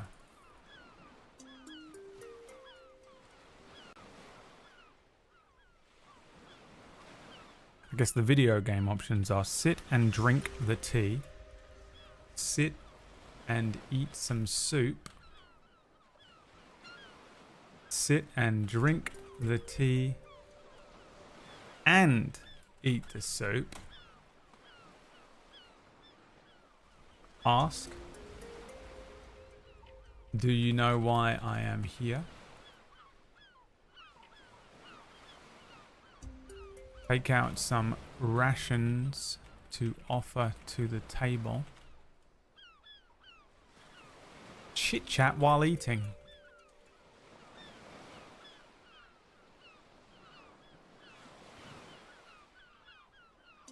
Show the witch our hand-eye. Show the witch our hand-eye coordination. Would be a sleight of hand check,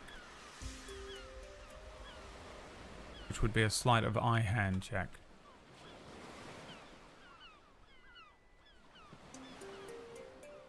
Right, what does Lyri do? The choice is yours. Sit and drink the tea, sit and eat some soup, sit and drink the tea and eat the soup. Ask, do you know why I'm here? Take out some rations to offer to the table. Chit chat while eating. Show the witch our hand-eye, or show the witch our hand-eye coordination, which is a sleight of eye hand check. It is now officially called the eye hand. The lowercase I, uppercase H, all one word. Dip the soup in the tea. You're a monster, and I will throw up.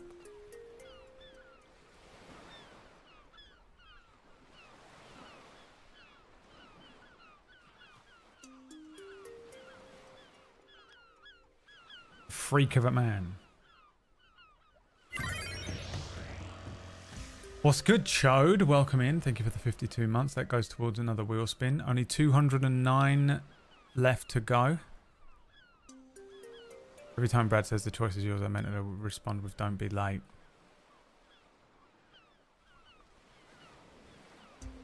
PewDiePie. No, my name is actually Brad. Peeper. And you know that because you've been here before. And you said the same thing every single time. I think we'll just get rid of him. We're all having fun. We don't need these people. We don't need these people. I don't want to run the risk of him getting a sub and coming back. Oof, did it just in time. Just in time. That would have been close. Dirk, thanks for the 5 gift subs. Is that a wheel spin?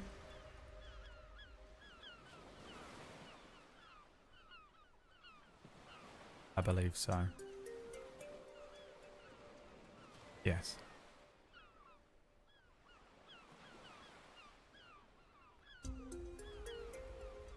Let's do the wheel spin. We'll leave the vote up and we'll do a spin now.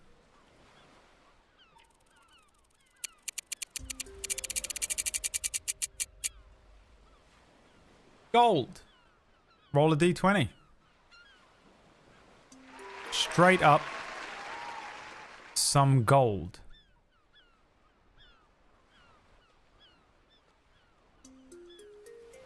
In the other boot, you know. Leary lifts the other boot up and pours out the water from it. And a bunch of gold falls out. Oh, I'm so sorry. Picks it up. Puts it in their pocket. The plan here is to sit and drink the tea as well.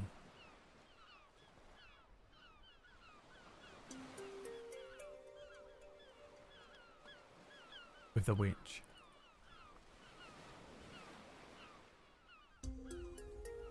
A 16.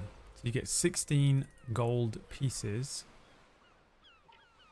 So that is 37 gold pieces in total that you currently have. Dirk paid for that, along with Chode and the Bureau. And then also won you 16 gold pieces. Congratulations. As you see, Leary sort of takes a seat, grabs the mug of very warm tea, places it to their lips. Borderline boiling, but as Leary places it to their lips, the temperature falls or raises to whatever Leary's preferred heat is. Drinking it, it tastes very similar to what we would think of as green tea. Make a Constitution saving throw. You're dying. I'm kidding. I'm kidding. Watching you, the witch says, I know why you are here. You want me to remove all of your curses. I can do that. Yeah, I'll happily do that, yes. If perhaps you'd be willing to do something for me.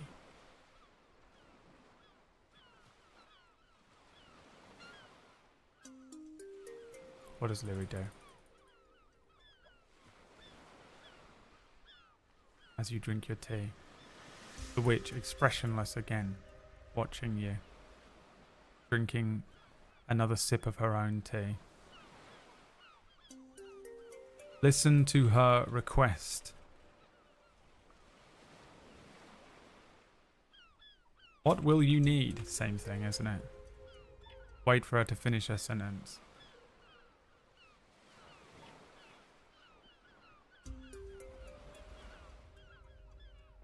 Eat soup. Ask her to adopt us. Nod. I know exactly what you're doing now, Chicklet. Know precisely what you're doing right now. Actually, we'd like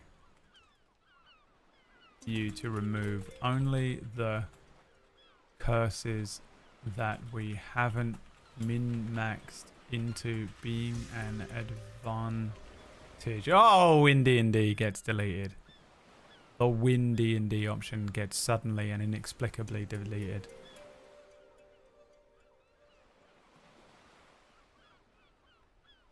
That was not what won the vote last week, you fool.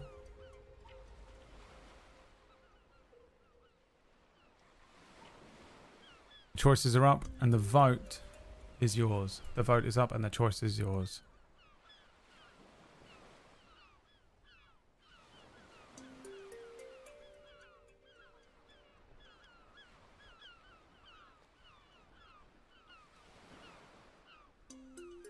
What would you like to do, chat?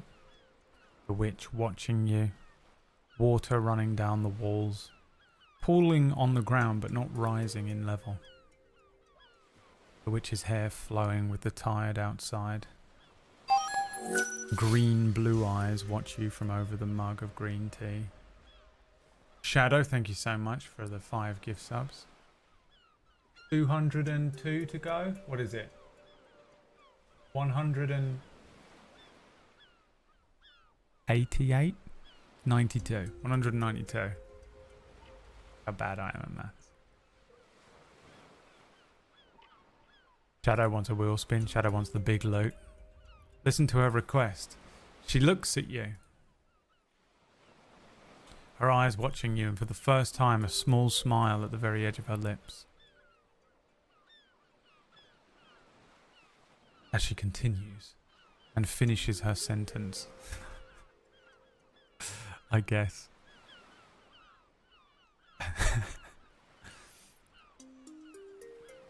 She says, The tides have been behaving erratically. They're threatening the island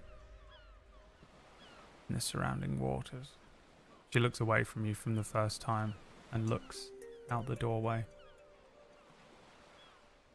Something is disturbing the slumber of a giant serpent that lies buried beneath the ocean floor. I would have you discover the source of the disturbance and calm the sea serpent before it fully awakens. Or were it to awaken, it would devastate the coastline. I have my suspicions on what it might be. She looks at you again.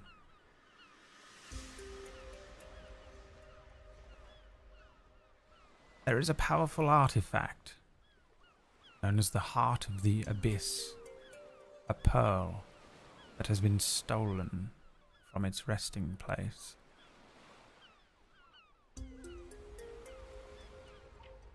I would have you dive down into the depths of the ancient sunken temple below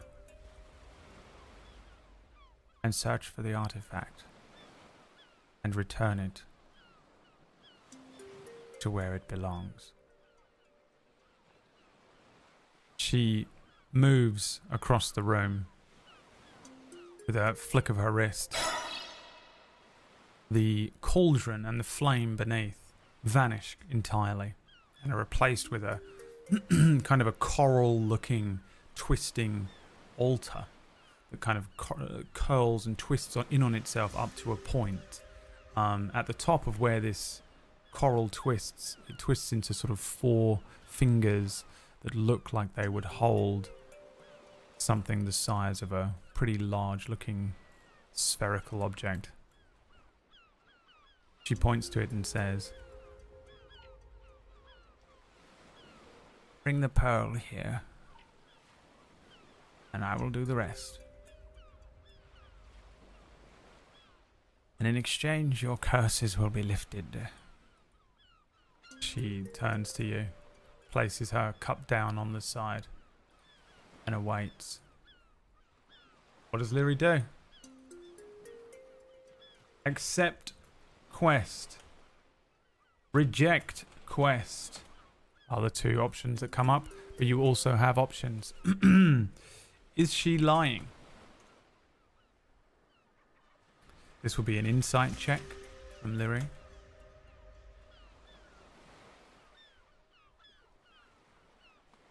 Dive down.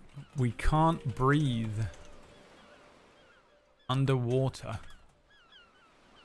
Any help with that?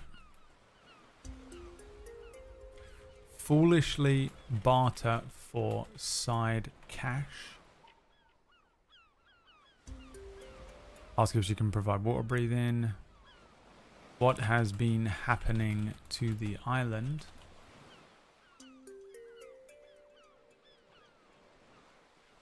Ask for a deposit of removing 2 curses before we start this quest.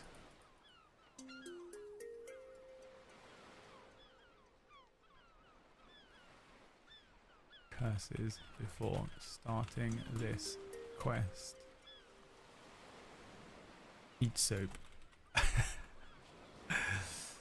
What happens if we fail?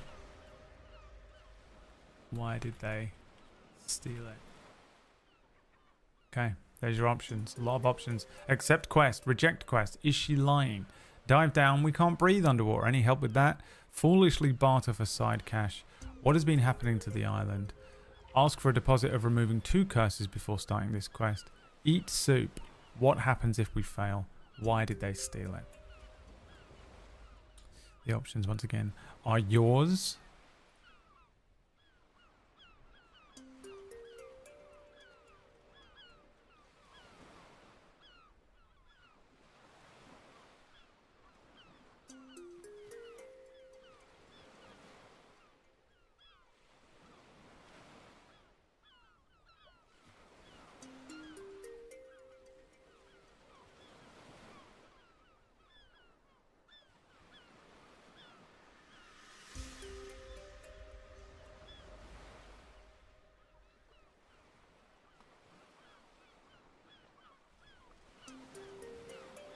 Lyri says to the witch,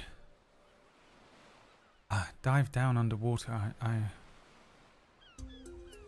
can't breathe underwater.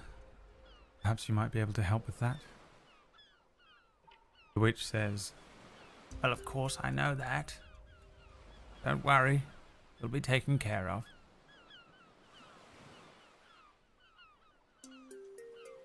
What does Lyri do next? I'll give you the same options.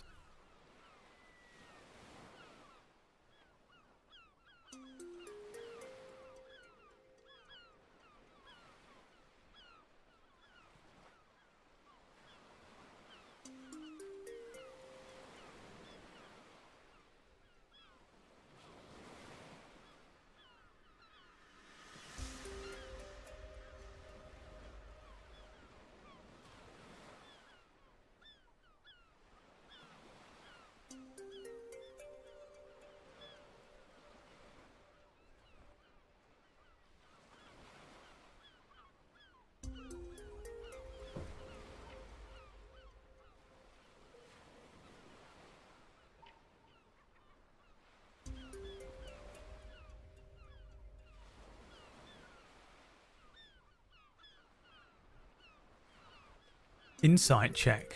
Okay. Let's see if she's lying. Or if you can determine whether she's lying at least. Start rolling an insight check. You have a +0 to this insight check. So this is just whatever you roll. We'll take the second roll. You can get involved. ! Roll d20 in the chat room.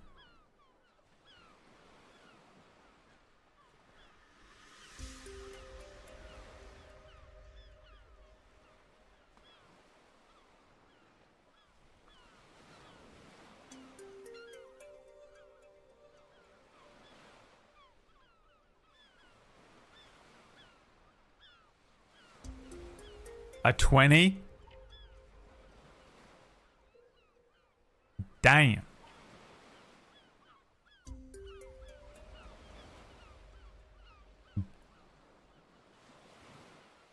Damn.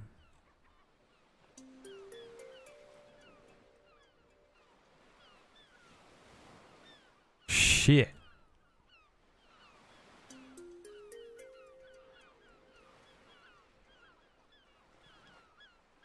You take a look at the witch while she's speaking, the way that she carries herself, the way she moves.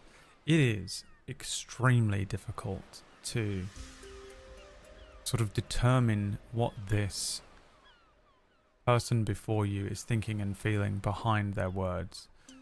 Her facial expressions have not changed from the first moment you laid eyes on her until now, apart from that one very slight smile that you feel like she gave you.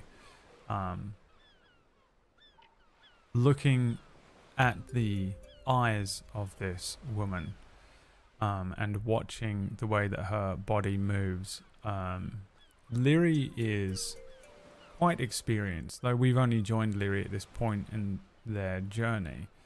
Lyri has spent their life as a soldier to a foreign kingdom across the sea, and has a lot of experience, maybe not, you know, with directly dealing with people, but at least with watching these kinds of negotiations and things play out. There is something about this witch that Lyri determines, whether it's the sort of look in her eyes or the way that she sort of comfortably moves around the room, the way that she sort of openly provides some food and drink, the way that she stands and holds herself. Something about it allows Lyri to feel quite comfortable. It seems to Lyri that this witch is telling the truth. The witch suggests that there is something that is affecting the coastline. My voice is going so bad. I've been GMing too much. The coastline, and that the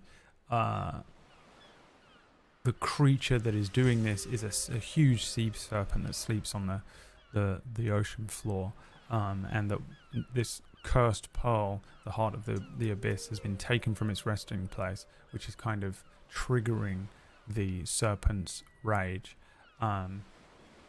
You get the sense that Erindra, this witch, wants only what's best for the surrounding ocean and the coast, as well as her home here on Tidefall Island, and that includes the creatures, and a balance to it as well. It's not necessarily like she's full vegan or anything. She believes in balance. The room, the way she moves, the look in her eyes that suggests truth and purpose, really rings out, and suggests to Lyri that, at least in the request and in the way that she's holding herself and the promise of the removal of curses and water, breathing and such, all seem to ring true to you. So I guess we'll do, what does Lyri do again? You can give me a couple more suggestions if you have new ones. We'll take accept quest, reject quest, foolishly barter for side quests, what has been happening to the island, ask for a deposit of removing 2 curses, eat soup, what happens if we fail, why did they steal it?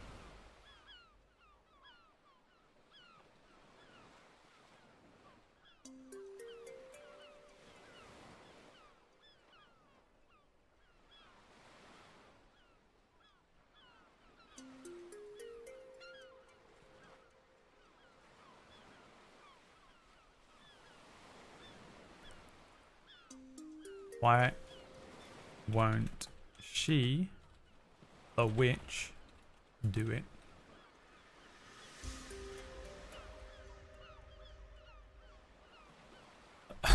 Hasn't slept in weeks. Eating rice and pure salt. I really do feel awful on Sundays. I actually am surprised I don't feel worse today than I do. Because I taper off of the medicine, and usually the rebound day is today, and I fucked it up yesterday really badly. But I actually feel okay, so I don't want to whinge about it because I've been crying about it for so long. What will you do with the pearl?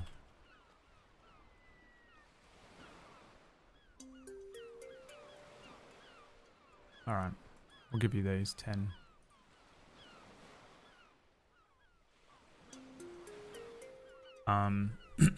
Yeah, I fucked up my tapering day. On Friday I took half a tablet in the morning and then a whole one at night, and then yesterday I got up and I was in such a rush that I took a whole one in the morning and then half at night, and so it just fucking, I'm surprised it hasn't fully spazzed out my system. And then this morning I got up and took a whole one again because I was like, I guess I'm just on that routine, but I'm a bit scared this is going to fuck up my sleep.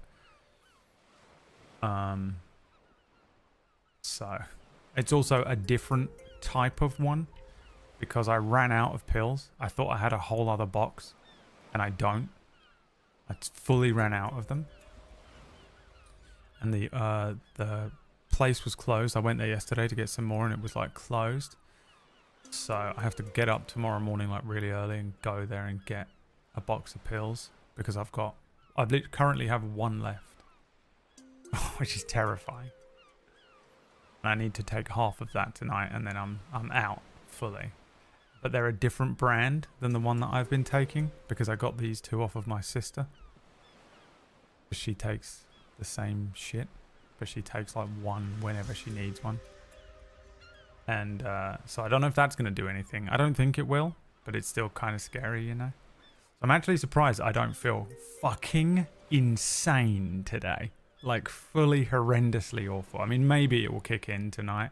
They have like a 2 or 3 day kind of half-life, it feels like. It's usually about 2 days before I get a bit of a rebound and I feel nutso for 2 days. But actually I haven't, you know, touch wood, and I've said this so many times and then completely lost my mind. I haven't actually felt too bad today with that side of things. So I'm hoping, because there's so little in my system. A lot of stuff I've read about this medicine, they're like the last 10 milligrams is just killer. But for me, it feels like I'm improving as the less of it is in my system. So maybe it is the very like last bit, like when you take when you fully stop taking it, that it will fuck me up. But luckily I don't feel too bad. I feel a bit gassed out and a bit tired, but I just sort of really, I think that's just normal because we're all overworked. And by we, I mean me, Whack and PB are extremely overworked at the moment. If you've been enjoying Table Story, make sure to tune in on Fridays and throw a copper coin our way, because that is how you currently reward us if you're enjoying it. Accept quest. Oh, you know what I should have done? Fuck.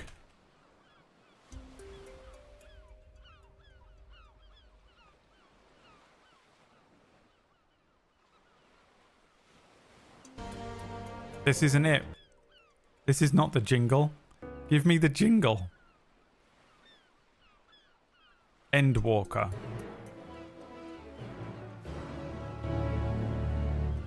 For fucking dreading getting to Endwalker. Why does it sound like that?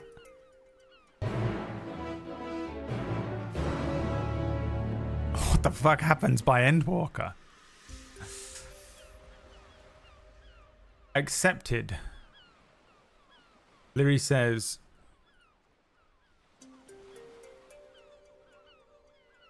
all right. I accept your quest. Perhaps the witch holds her hand up. Yes, I know. A deposit? I think you can be trusted. She says, have a spoonful of the soup, and your curses will be lifted.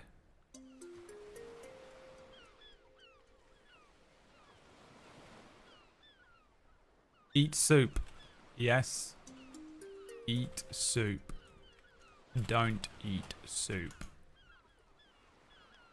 Thumbs up. Can't see anything. It's too dark.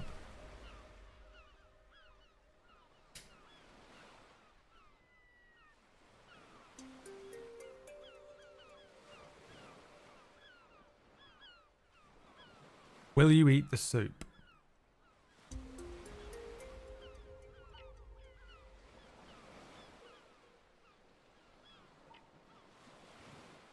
Is the witch just watching this stream? It's PB.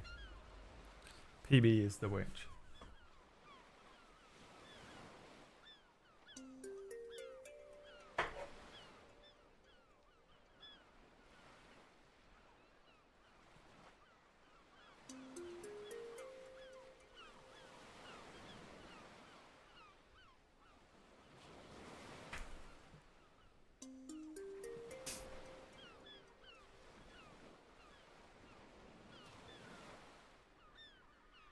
Eat soup.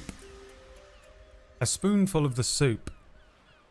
As Leary looks up at the witch one last time and swallows it down. All curses are removed.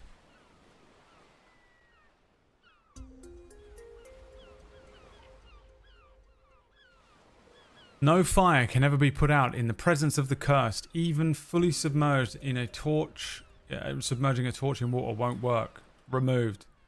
The curse becomes a natural target for burglars. Removed. Rain causes the target to panic. Removed. Combusts at room temperature. Removed. Growls like a lion whenever they're upset. Removed. Eyeball on the right hand palm. Removed. Oh, and shouts all the time, which I completely forgot about. Removed. That every time Lyria has spoken, she's been shouting. She's been shouting.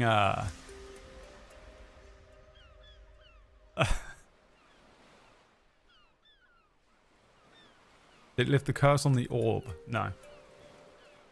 Curse is the target. Cursed items is a whole different ball of danger. Danger. The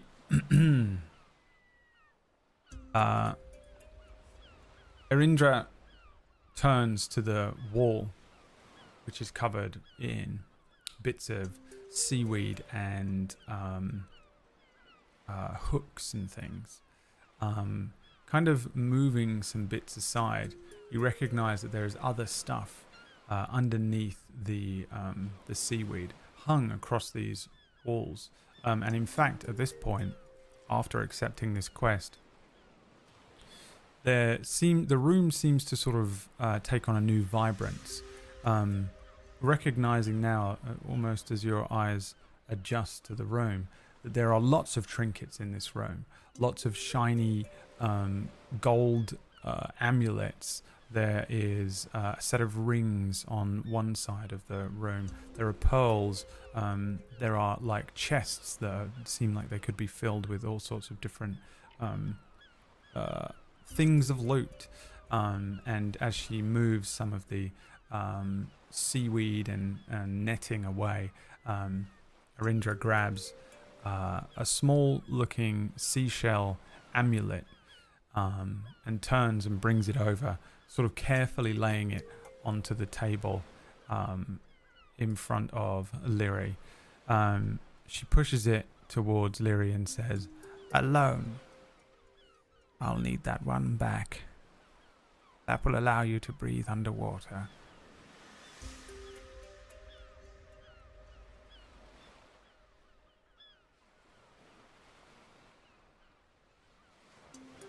For this quest, you will need the seashell amulet equipped. So we're going to put the seashell amulet on. That is equipped. What would you like to now equip in magic item slot 2?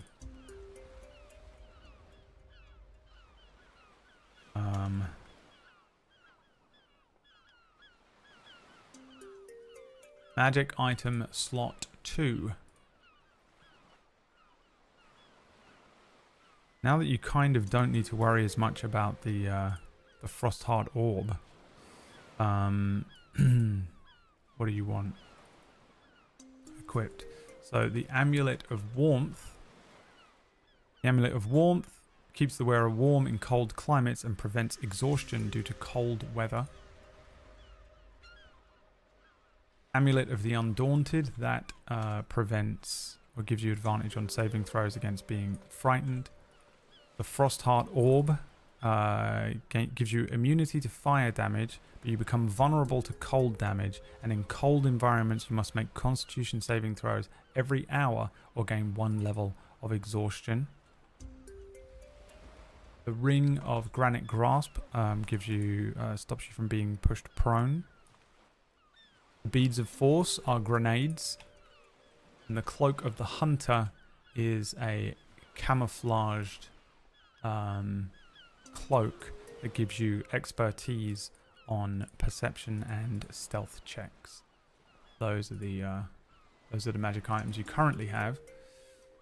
Your choice. What would you like to equip in magic items slot 2 as you're about to head underwater, swim down, and try and locate this temple and the pearl on behalf of Erindra, the Water Witch? Now, you could also spin the wheel today, and today only, there is the option for Big loot! Big loot is a D100 table, which is filled with all sorts of things. Number 1 is nothing, but number 100 is an immediate level up. Everything else is an item. There is on here the Ring of 3 Wishes is on there. There's also a Scroll of Wish, as well as a Scroll of Power Word Kill. There's some cool things on here. There's some potions. There's a bottle of rare wine. 100 different things, one of which is nothing, 2 of which are not items. And the rest are items, scrolls, potions. And that's if you hit the big loot, which is there's a huge chance of hitting big loot today because it's those 3 giant pink segments of the wheel spin. Cloak of the Hunter's going on for this mission. Fuck yeah, dude. Gonna look like fucking naked snake. Naked snake. Is that a wheel spin? It is, right? Let me do it now before we equip the cloak, just in case you get an item that you'd rather have. A wheel spin. Thank you so much, Anonymous. This one is brought to you by Anonymous, Shadow, and Durkee. Ooh, just on the big loot. Let's see what you get on the big loot table now. Is continuing the sub not count? Guess not. Sucks to be you, you fucking loser. Everyone bully Kyrie. Everyone punch Kyrie in the leg. Everyone punch Kyrie in the leg now. Bully them. Bully them. Call them a loser. They fucked up. I don't know what to tell you. There's nothing I can do about it. D100 coming up, Kyrie. You're just going to have to... I guess you're going to have to suck it up. A 19. We are 19. Ooh, a potion of giant strength. That's a good one. But which type? Oh, it's a potion of stone giant strength. Potion of stone giant strength. Gained here. Potion of stone giant strength. Let's double check what that does. Potion of stone giant strength changes your strength score to 23 for 1 hour. I guess I'll ask if you want to equip that, huh? Alright, so we're equipping the Cloak of the Hunter.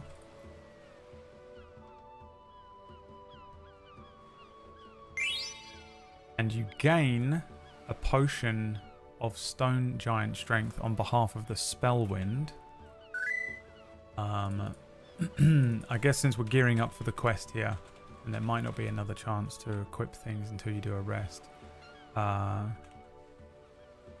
Equip Witch Potion. Get it? Witch? No, forget it. Forget it. You guys are fucking... forget it. The Potion of Neutralize Poison. Neutralizes all poisons affecting you. 1 dose. The Potion of Invisibility. The Potion of Stone Giant Strength. I think Potion of Invisibility gives you invisibility for an hour or until you do like an action. Or a Potion of Temporary Hit Points. With this, you'll roll for 1d10 temporary hit points. So temporary hit points, by the way, don't go away unless you replace them with another set of temporary hit points. So you could, if you wanted to, and you know this is tactical, potentially drink the temporary hit points and just have them forever. And then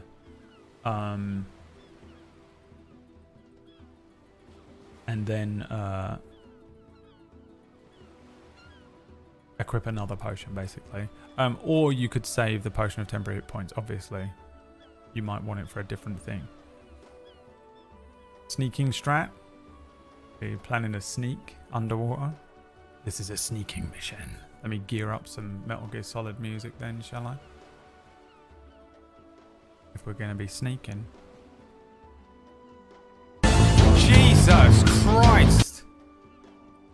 Sorry, I pressed the enter button. That woke you all up, didn't it? If it helps, I can't handle jump scares like that at the moment either, so we're all in the same boat. Panic attack. Full-blown panic attack happening.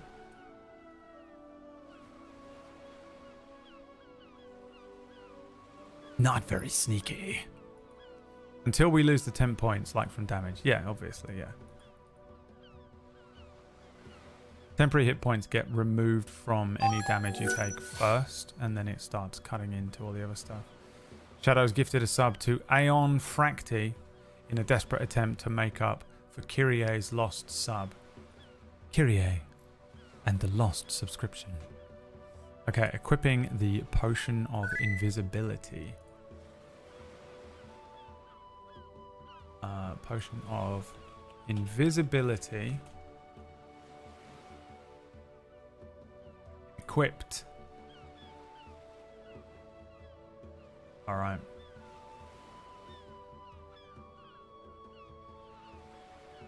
Now, let me see.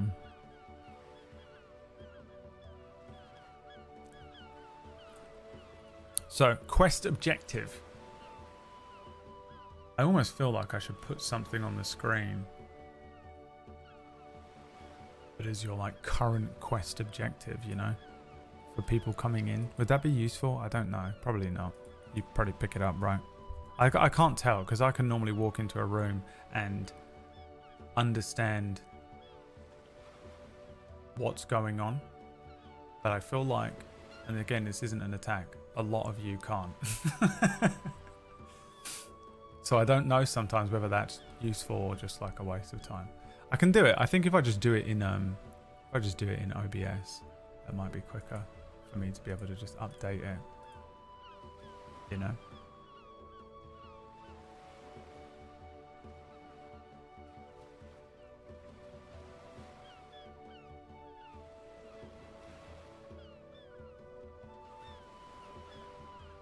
So I'll give myself at least the words. Current quest.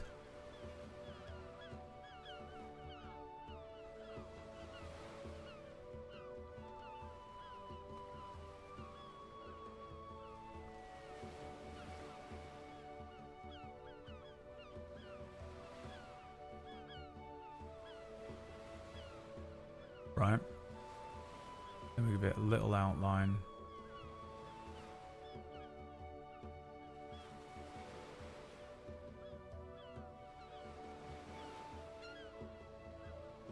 Photoshop it ain't.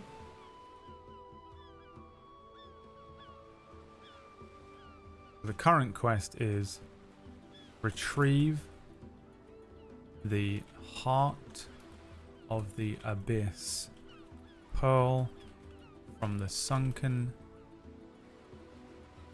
temple, and return it to Erindra to prevent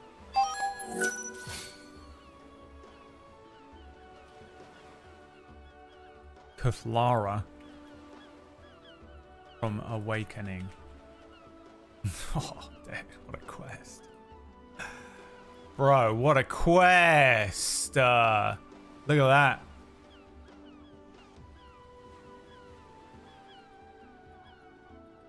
What a quest. Dude, what a quest. That's not worth a sub. I don't know what is. If that's not worth a sub, I don't know what is. What a quest, dude. What an opening quest. What a side quest that is. Instarate, thank you for the 10 gift subs. That's a wheel spin. Let's do it now just in case you get something good. Is that legible, by the way, on the stream? I can't see the stream. Hang on, I'll do the one thing I hate doing the most, which is open the stream and look at it. Oh yeah, that's readable. Okay, great. I look like absolute dog shit today. Should have worn a cap.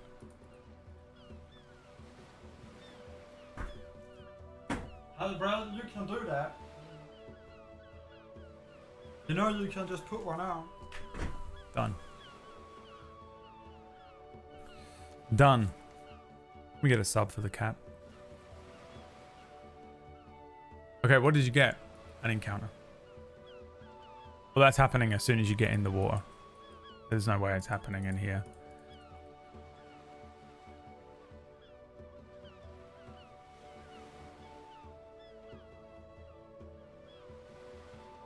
There's no way it's happening in here. Arindra would just destroy it. Or, what if...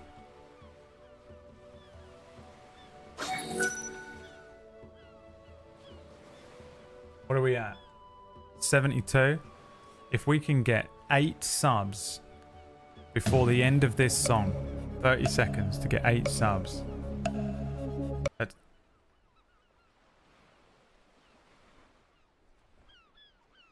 $30 seconds to get 8 subs. And Arindra will join you in the combat.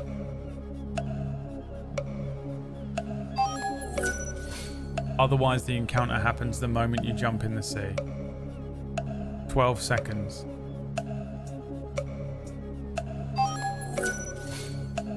That's 7. That's 7. I see it, you did. I see it. You did it in time. I saw it come up. It just didn't ding on the screen. I'll allow it. Suddenly, Arindra snaps their head, looking towards the entranceway, and says, "Oh dear. They're back."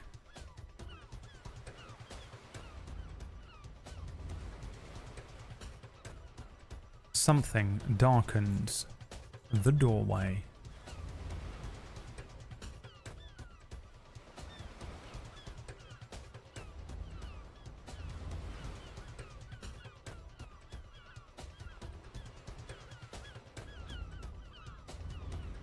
But what is it? I need to figure out what a fair encounter is here, because it's a random encounter. But what is it? Oh man, as if... Oh, it would be cool if my fucking internet would work, wouldn't it? What's happening here? Is it the website?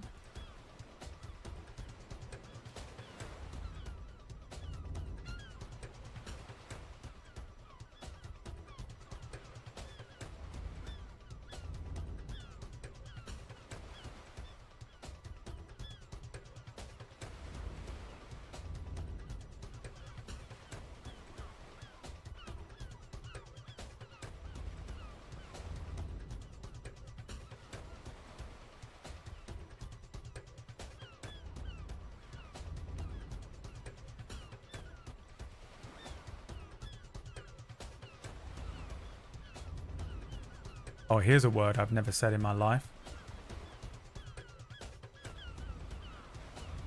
How do you say this word? Until you have to say it out loud. I've been reading it all week.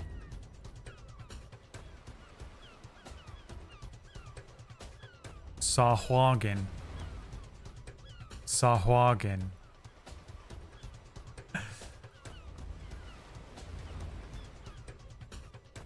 How do you say it? You know a word that you have only read in your head until now?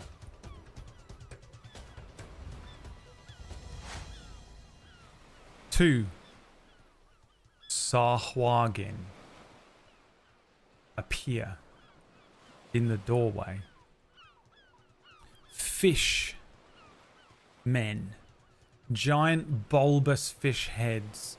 These sort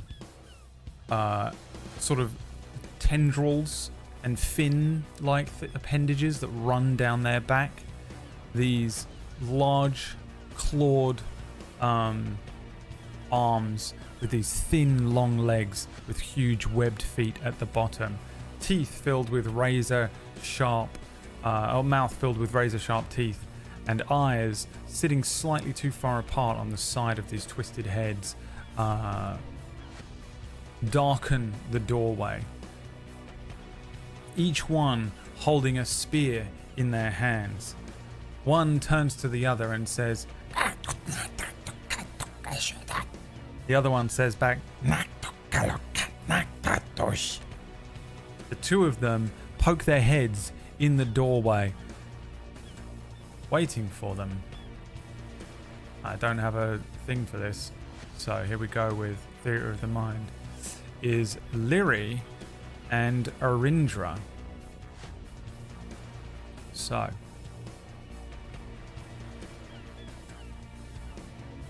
Roll me. You know what? I don't even have a turn order for it. I guess I could do this. Right. Hello, Brad. Hello. I would like you to buy a World of Warcraft subscription with this money. If you say no, you might as well dress in black and white horizontal strips with a little Zorro mask on while holding a sack with a $sign on it. Absolutely not.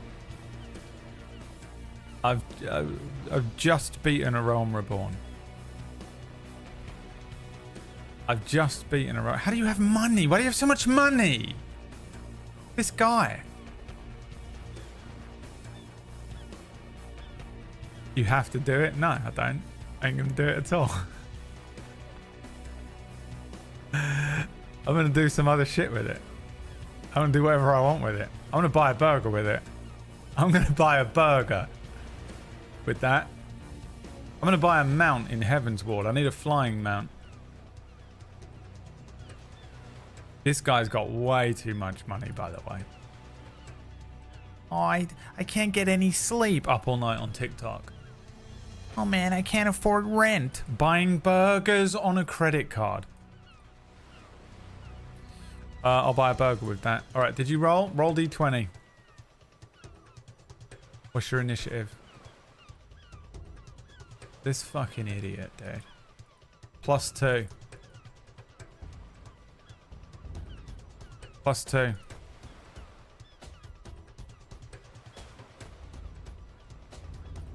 I wonder if I can do this. No, I cannot.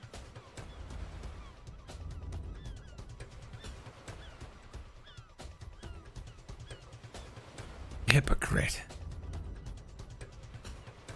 Mage.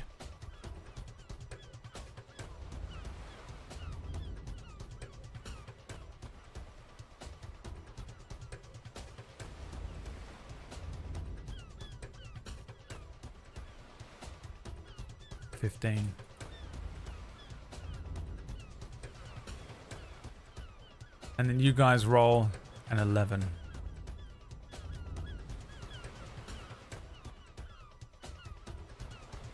Going first is Arindra. There is a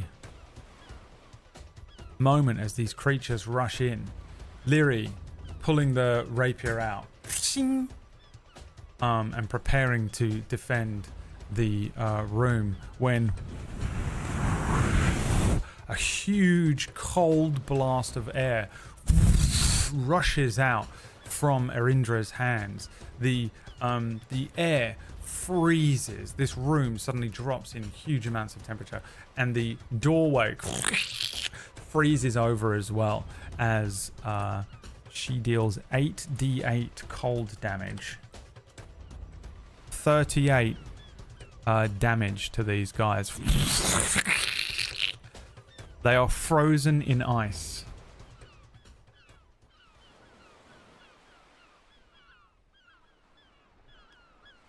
These two Sahwagin are just kind of frozen.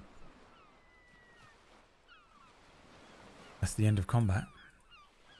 Congratulations. You win. You do get the XP. So.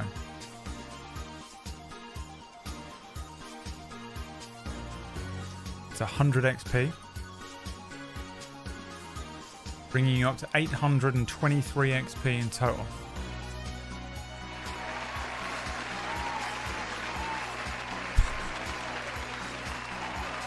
The power of pay to win. I'm banning him. That's what you get for your 15 bucks. I've just realized that's going to fucking ruin him for Deathless later on. You know what? Fuck you. How about that? I've done it again. He's not going to be able to speak in Table Story again.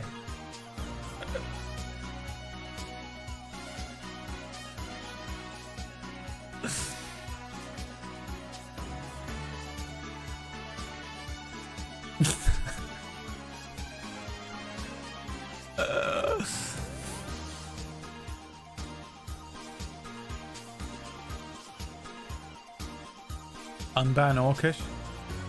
Yes? No. Choice is yours. The choice is yours.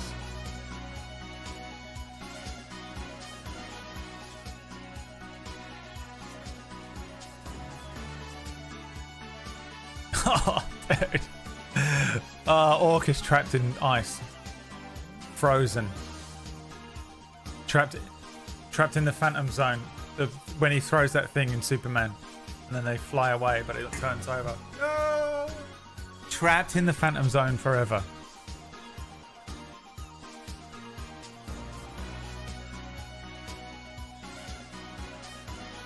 Trapped there by a chat.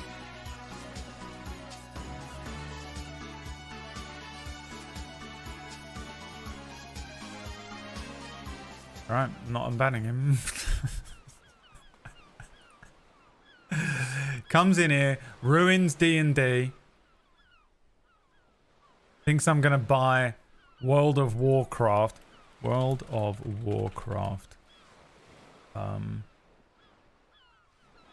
Subscription price UK $9.99. £10 in USD. $12. He gave me 15. What an idiot. What an idiot, dude. This guy's dumb as shit. This guy's dumb as all hell, dude. This guy's an idiot.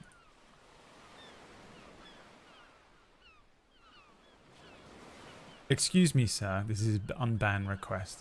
Excuse me, sir. Is this what we can expect when we give you our hard-earned money? Yes. Is it? My father died, and you joked. I did. My mother died, and you quipped. I did. You forced me to buy a game because people donated, and you wouldn't do the same. I will be speaking to my uncle, the Twitch CEO, about this. Denied. Send denied decision. This guy just comes in and says PewDiePie every time. Denied. Let's carry on playing D&D in peace without him, shall we? Let's carry on playing D&D in peace without him. Guys, we're having a nice time.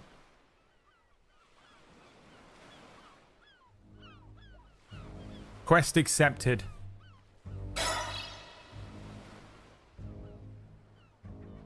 Gearing up. Lyri prepares, putting the amulet on, wrapping their stuff in the satchel, making it as airtight as possible, tightening all of their clothing and armor, and preparing to dive underwater.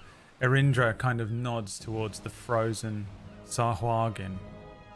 Sahuagin? Sahuagin. Sahuagin. Can't say it, it's too hard in my English tongue. And says, perhaps you can deal with them on your way out. Lyri hefts up one Sahuagin ice fish stick on one shoulder, hefts up the other on the other, takes them out and yeets them into the sea. They begin to sink down under the water. Erindra says, once you dive into the water, I won't be able to help you any further. You're on your own until you retrieve the pearl and bring it back. I think you're more than capable. But good luck. I'll see you soon. I'll make some more tea for when you come back. She heads back inside. This is a companionless quest. Standing at the edge of the water. What does Lyri do?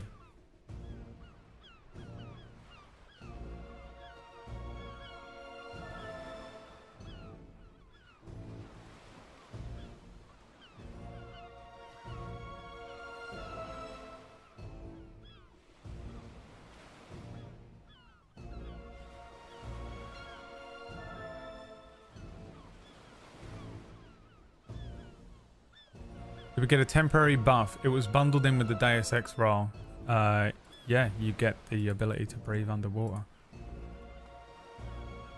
I was just going to leave it up to you.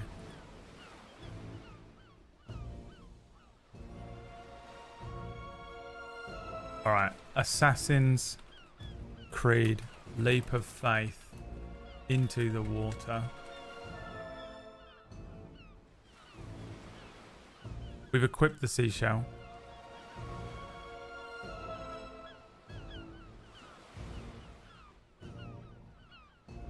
The witch is watching everything on the coast.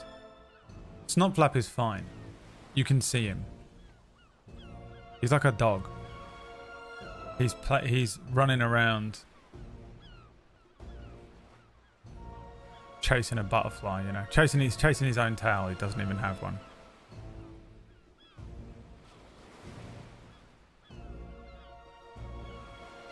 He's having a great time.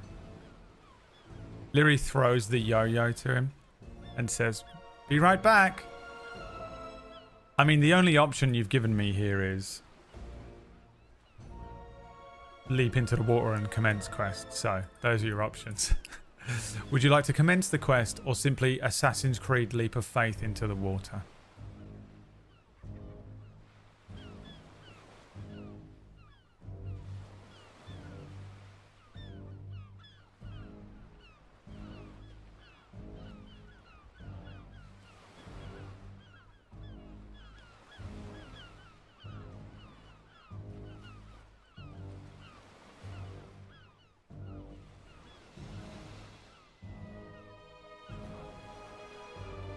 I see where your hearts are.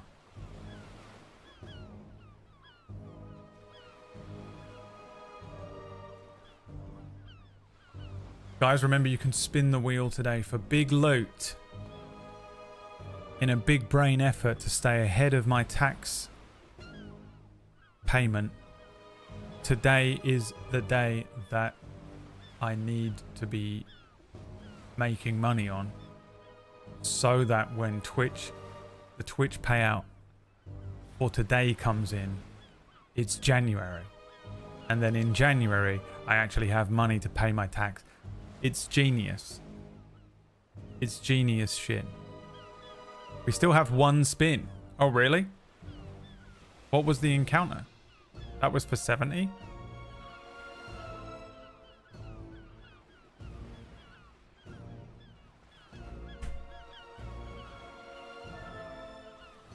I've left the thing is I can't track it because I just left the bar on this number.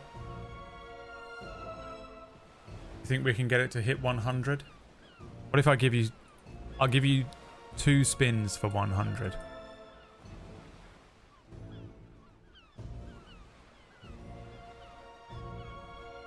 We had another 10 for the witch. Oh yes. Okay, here we go. Let's spin the wheel. Just before you do an Assassin's Creed leap. Big loot, baby. Here we go.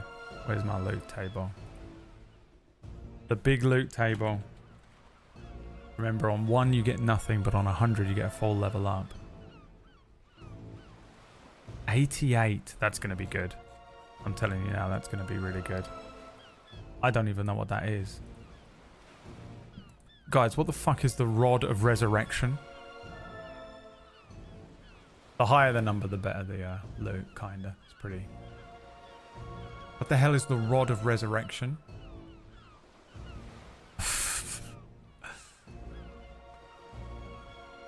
This rod has 5 charges.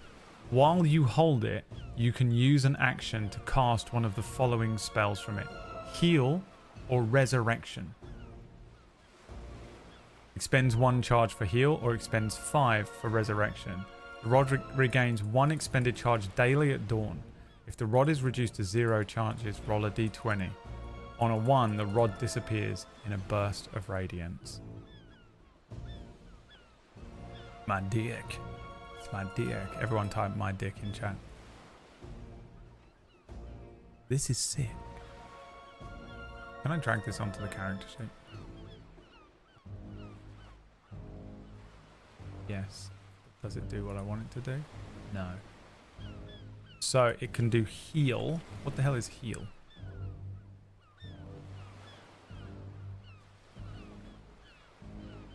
Fucking 6th level spell. Choose a creature that you can see within range. A surge of positive energy washes through the creature, causing it to regain 70 hit points. This spell also ends blindness, deafness, and any disease affecting the target. This spell has no effect on constructs or undead. Damn! Fuck! Or you can cast how do you spell resurrection? Resurrection is for those who didn't get it right the first time. Resurrection. A 7th level spell. You touch a dead creature that has been dead for no more than a century, that didn't die of old age, and that isn't undead. If its soul is free and willing, the target returns to life with all its hit points. This spell neutralizes any poisons and cures normal diseases afflicting the creature when it died. It doesn't, however, remove magical diseases, curses, and like. If such effects aren't removed prior to casting the spell, they affect the target and its return to life. It closes all mortal wounds and restores any missing body parts coming back from the dead. Fuck, dude. This fucking item is insane. Requires attunement by a cleric, druid, or paladin.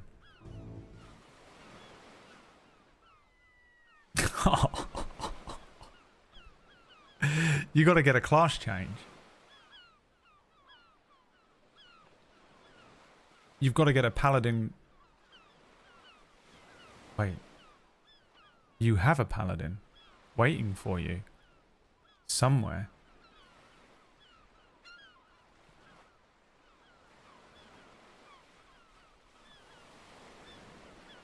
Like the cloak. Yeah, but the cloak is not powerful like this. This one definitely needs the attunement. It's giving you level 6 and 7 spells. Lancelot can equip this.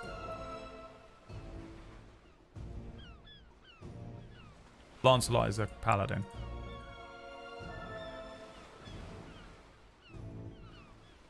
You know what? Lancelot has the Rod of Resurrection on him. I'm going to make this a painful choice for you. Keep Snotflap, keep Lancelot when the time comes. Lancelot armed with the Rod of Resurrection. I still have my anime artwork for Lancelot.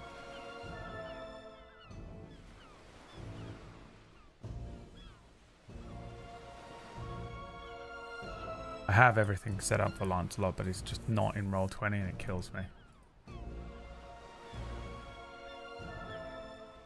A spell wind blows through the area.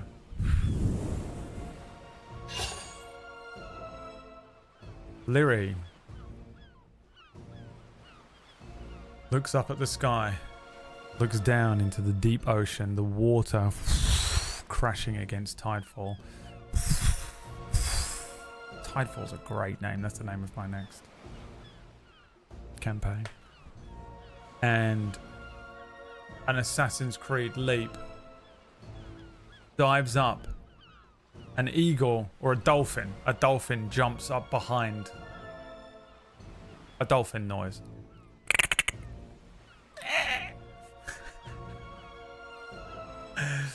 As they leap into the air, splashing into the water, a perfect dive, diving down into the water. And in that moment, away on the other side of Tidefall, we see Arindra the witch kind of look over their shoulder as they look back towards where Snotflap is. Snotflap with the yo-yo tries to figure out what it is, has no idea what a yo-yo is, and just starts eating it.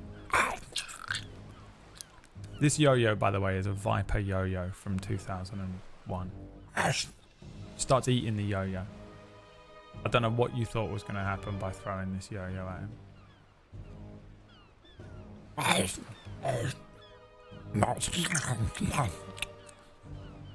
The spell wind blows, and from behind Snotflap, there's a voice that says, "Pardon me." And Snotflap immediately, "Ah! Shit!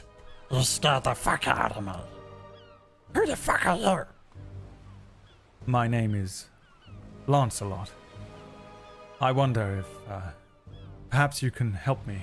I'm looking for a cat and a child.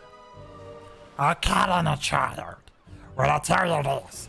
If I seen a cat and a child, I'd eat them. I'd eat them right up. Delicious. Well, I suppose, honestly, in this situation, that wouldn't be too bad. Well, perhaps you might help me find a witch. Oh, yeah, there's a witch nearby. There's one over there. Look. Lancelot glances up. Gleaming armor, looking resplendent. Long black hair, kind of red tinge to the outside of his irises as he looks over at Tidefall. Arindra gives him the same kind of look that she gave Lyri. Well, that's going to be a bit of a swim then, isn't it? What might be your name?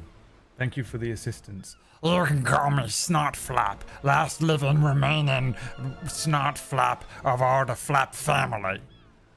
I just ate my brother. You see bits of him up on the hill there. Yes, of course.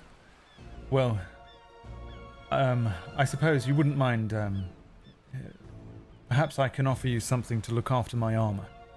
He starts doffing the armor, is that what it's called? Taking bits of it off and placing it down, this gleaming armor. Snotflap looking at it. Yeah, I'll look after it for you in exchange for something shiny. Lancelot says, well, I only have my sword and this, it's a sort of a magical staff. I think it's quite useful for keeping people alive, but I'm afraid they mean quite a lot to me. And oh, actually, I do have this. He pulls out a single gold coin with the sort of minted with King Artorius' form of Camelot. How about this? It should be worth quite a lot. Yeah, that'll do. Snotflap snatches it, sits down on the gleaming armor. Ain't no one getting near this armor under my watch. You'll see about that, Lampsalap. It's Lancer. Fine.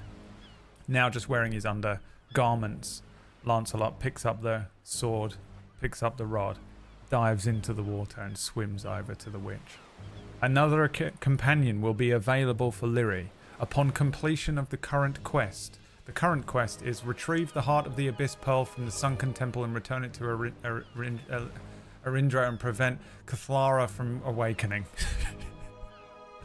It needs like a fucking catchy name, doesn't it? It needs a catchy name. They always have a catchy name. Hold on. I know what it is. Because I said it earlier on. Restless Tides.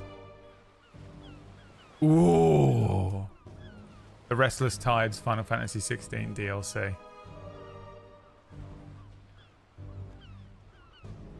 And that's where we end today's session. Fucking... Dude. This campaign is literally better than my two main campaigns on Table Story. Don't tell anyone. Alright? It's not really, but it is fucking good.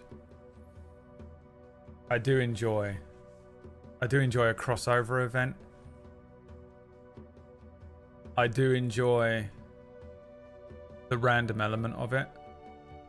For me, this is kind of, I think it's quite good that I've run this, because the next thing that I would like to run on Table Story, I really would like it to not be like, the world is ending.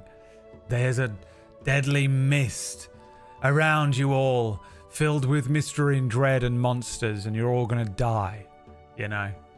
And zombies. There's zombies. And the literal embodiment of death is chasing you, and he's a dragon. I would like the next thing I run to be Happy Rainbow Express. Not Happy Rainbow Express exactly, but I would like the world to be alive, minimum. I would like the world to have different biomes, different creatures, lots of NPCs, and just quests that they can do. Kind of Oracle's Rest, if any of you have ever seen the couple of episodes of Oracle's Rest that we've put out over the years. It's a very classic adventure with a more sandbox approach to play. I literally built that thing like an MMO, even though I'd never played an MMO in my life, but like a big open world quest adventure thing, which is what this is. And I have always been afraid of running something like that on Table Story, because I've always felt like it really needs a strong narrative and adventure hook. But this has proved that you don't. This has proved that you don't need that, and it can still be great. Shadow's giving money. 91. Okay, you get a wheel spin. Let's do it. While you've still got the option for big loot. Oh, he's done it. He's done it. He couldn't be happier right now. Shadow just fucking leaped for joy. He just jumped up out of his fucking chair, dude. 43. Wait.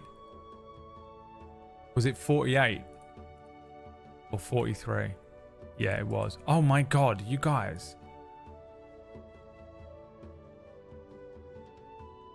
Are you kidding me? This is so perfect.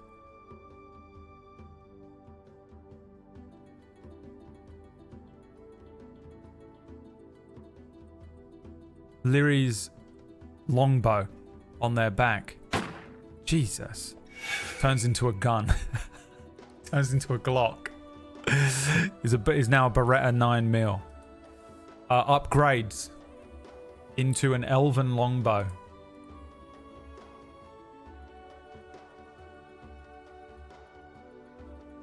Now upgrades into an elven longbow.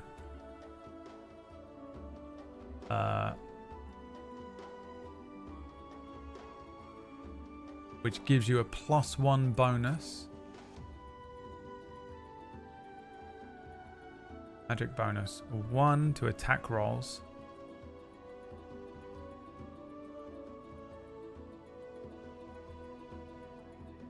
It does 1d12 damage upon hit rather than 1d8. Now has a range, the short range of 320 feet. You'll probably never really see this, but I mean, it is now a sniper rifle if we ever did think about it. And a maximum range of 1,280 feet.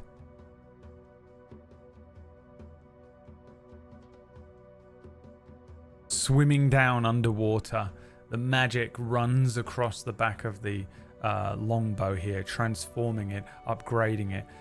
This longbow now, which was once sort of just a plain looking standard military looking longbow that would have been issued to Lyri some time ago, transforms. It sort of the wood lightens, but it gets this trim of like mithril, and the embellishments on it become kind of leafy and very elven in design. As the longbow gets an upgrade. All right, are we done? What do we need? 9 more subs. I did say on 100 I would spin twice. If you want to do it, now is the time. Big loot will be gone next week. Big loot will be gone next week. This is your last chance. This is the end of the stream. If you want to spin that wheel, I did agree to do 2 big spins on, or 2 spins on 100. Insta Rage gifted 5. So what does that mean? 3 more? No, you've gone over, haven't you? I said it would have to be on 100. Sorry. Only on 100. I'm kidding. I'm kidding. Dude, imagine if I did it again. Dude, imagine. It makes me laugh so much how scared you people get as well. I know all of you are like, what? You mustn't. Lux, thank you for the 5 gift subs. Beauty Bew, thank you for the 1 gift sub to your FBI agent. FBI, whatever. Release the track. Here we go. Let's spin the wheel. I said I'd give you 2. Again, I did it with this donation before. That's an instant long rest, which does absolutely nothing. I think. No, it doesn't. You are injured. And you have used stuff. Right? Yeah. So this heals you to full. Refreshes your bullshit. And also does the same for snot flap.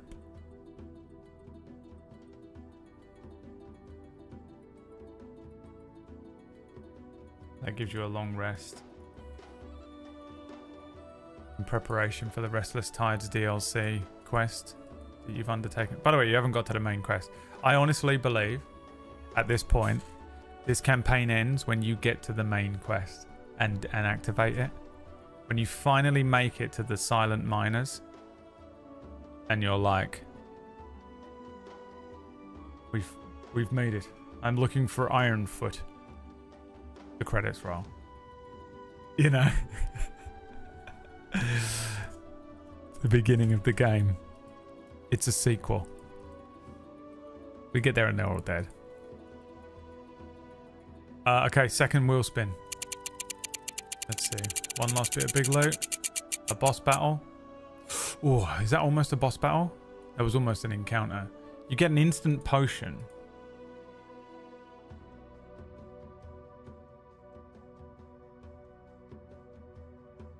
Hold on.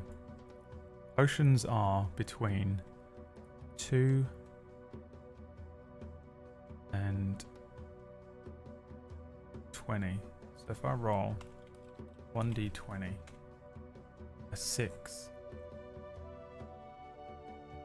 You will not believe what the potion is. I swear to God. How do I prove this to you?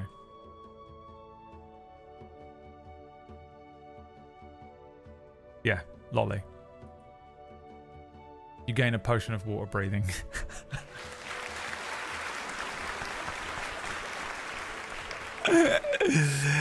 A potion of water breathing. Perfect. Dude, you can't make it up. It's fucking nuts. D&D is so fucking weird, dude. Oh my God. A potion of water breathing. Gained. In the pocket. Look, if someone breaks... Now I'm going to just make it so that everything underwater wants to try and... It was going to try and break that amulet off of your neck. Oh, it's instant. That's right. It was an instant one. I'll be kind. Because you guys have been so generous to me, I'll be generous to you. You can have it. It doesn't have to be instant. You didn't really get a huge amount from the long rest. And you didn't... You won't get any effect from having it be a thing. So we can keep the potion of water breathing. You might need it one day in the future. You might have to keep it, you know. We'll add it to the potions. It's not instant. He's a benevolent god. I am a benevolent god. Never forget, I am a benevolent god. Witness me. Where's my shadow face? Witness me. For I am a benevolent god.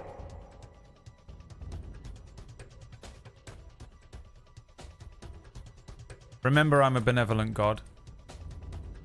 Guys, I think that's a good ending point for the quest. Did I do all the wheel spins? We're not owed another one. I did them right. We are good, I think. And that brings us to the end of today's stream. Another fantastic episode. This is so legit. Like, I can't believe how every single episode of this has been legit. I don't know what that means. I don't know if that means I'm a good GM. I don't know if that means this is scripted. You know when you watch shows like Critical Role and they're like, it's scripted, and then something like this happens, and you're like, there's the proof. Go and play D&D. How do you play D&D? You just need a good GM. I'm not saying like Matt Mercer level, just someone who actually fucking tries and cares, even a little bit, who's creative and isn't controlling and annoying. I love how this happens every time I open my mouth. And you just need the freedom to be able to enjoy yourself. And it will be better than any scripted show.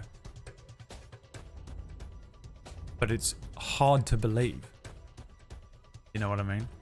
Are you available for hire for private games? I will be soon, if this keeps up. But it's not this day because you've all been very generous. Thank you everyone for subscribing today. We managed to get the number to 100, which is insane. Thank you for the 100 subs today. Incredibly generous. I appreciate it. That's going to see me through January.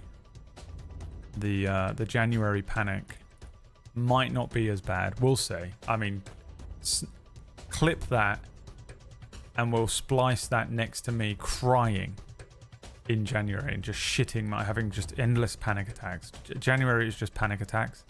The whole month. I hate it. But hopefully, and maybe, this will do something to offset some of those panic attacks. I'm not even kidding. You're saving a small child today, and that small child is me. So I very much appreciate it. Thank you so much. Dad, you've been very generous today as well. Here you go. This is for you. He's earned this, guys. Leave him alone. He's earned this. He's earned this. A dud. He's earned it. Yeah, I hope you enjoyed the stream. Remember, if you like D&D, we have a big D&D channel with actual D&D games with good players and not a fucking entire chat room of people screaming over each other.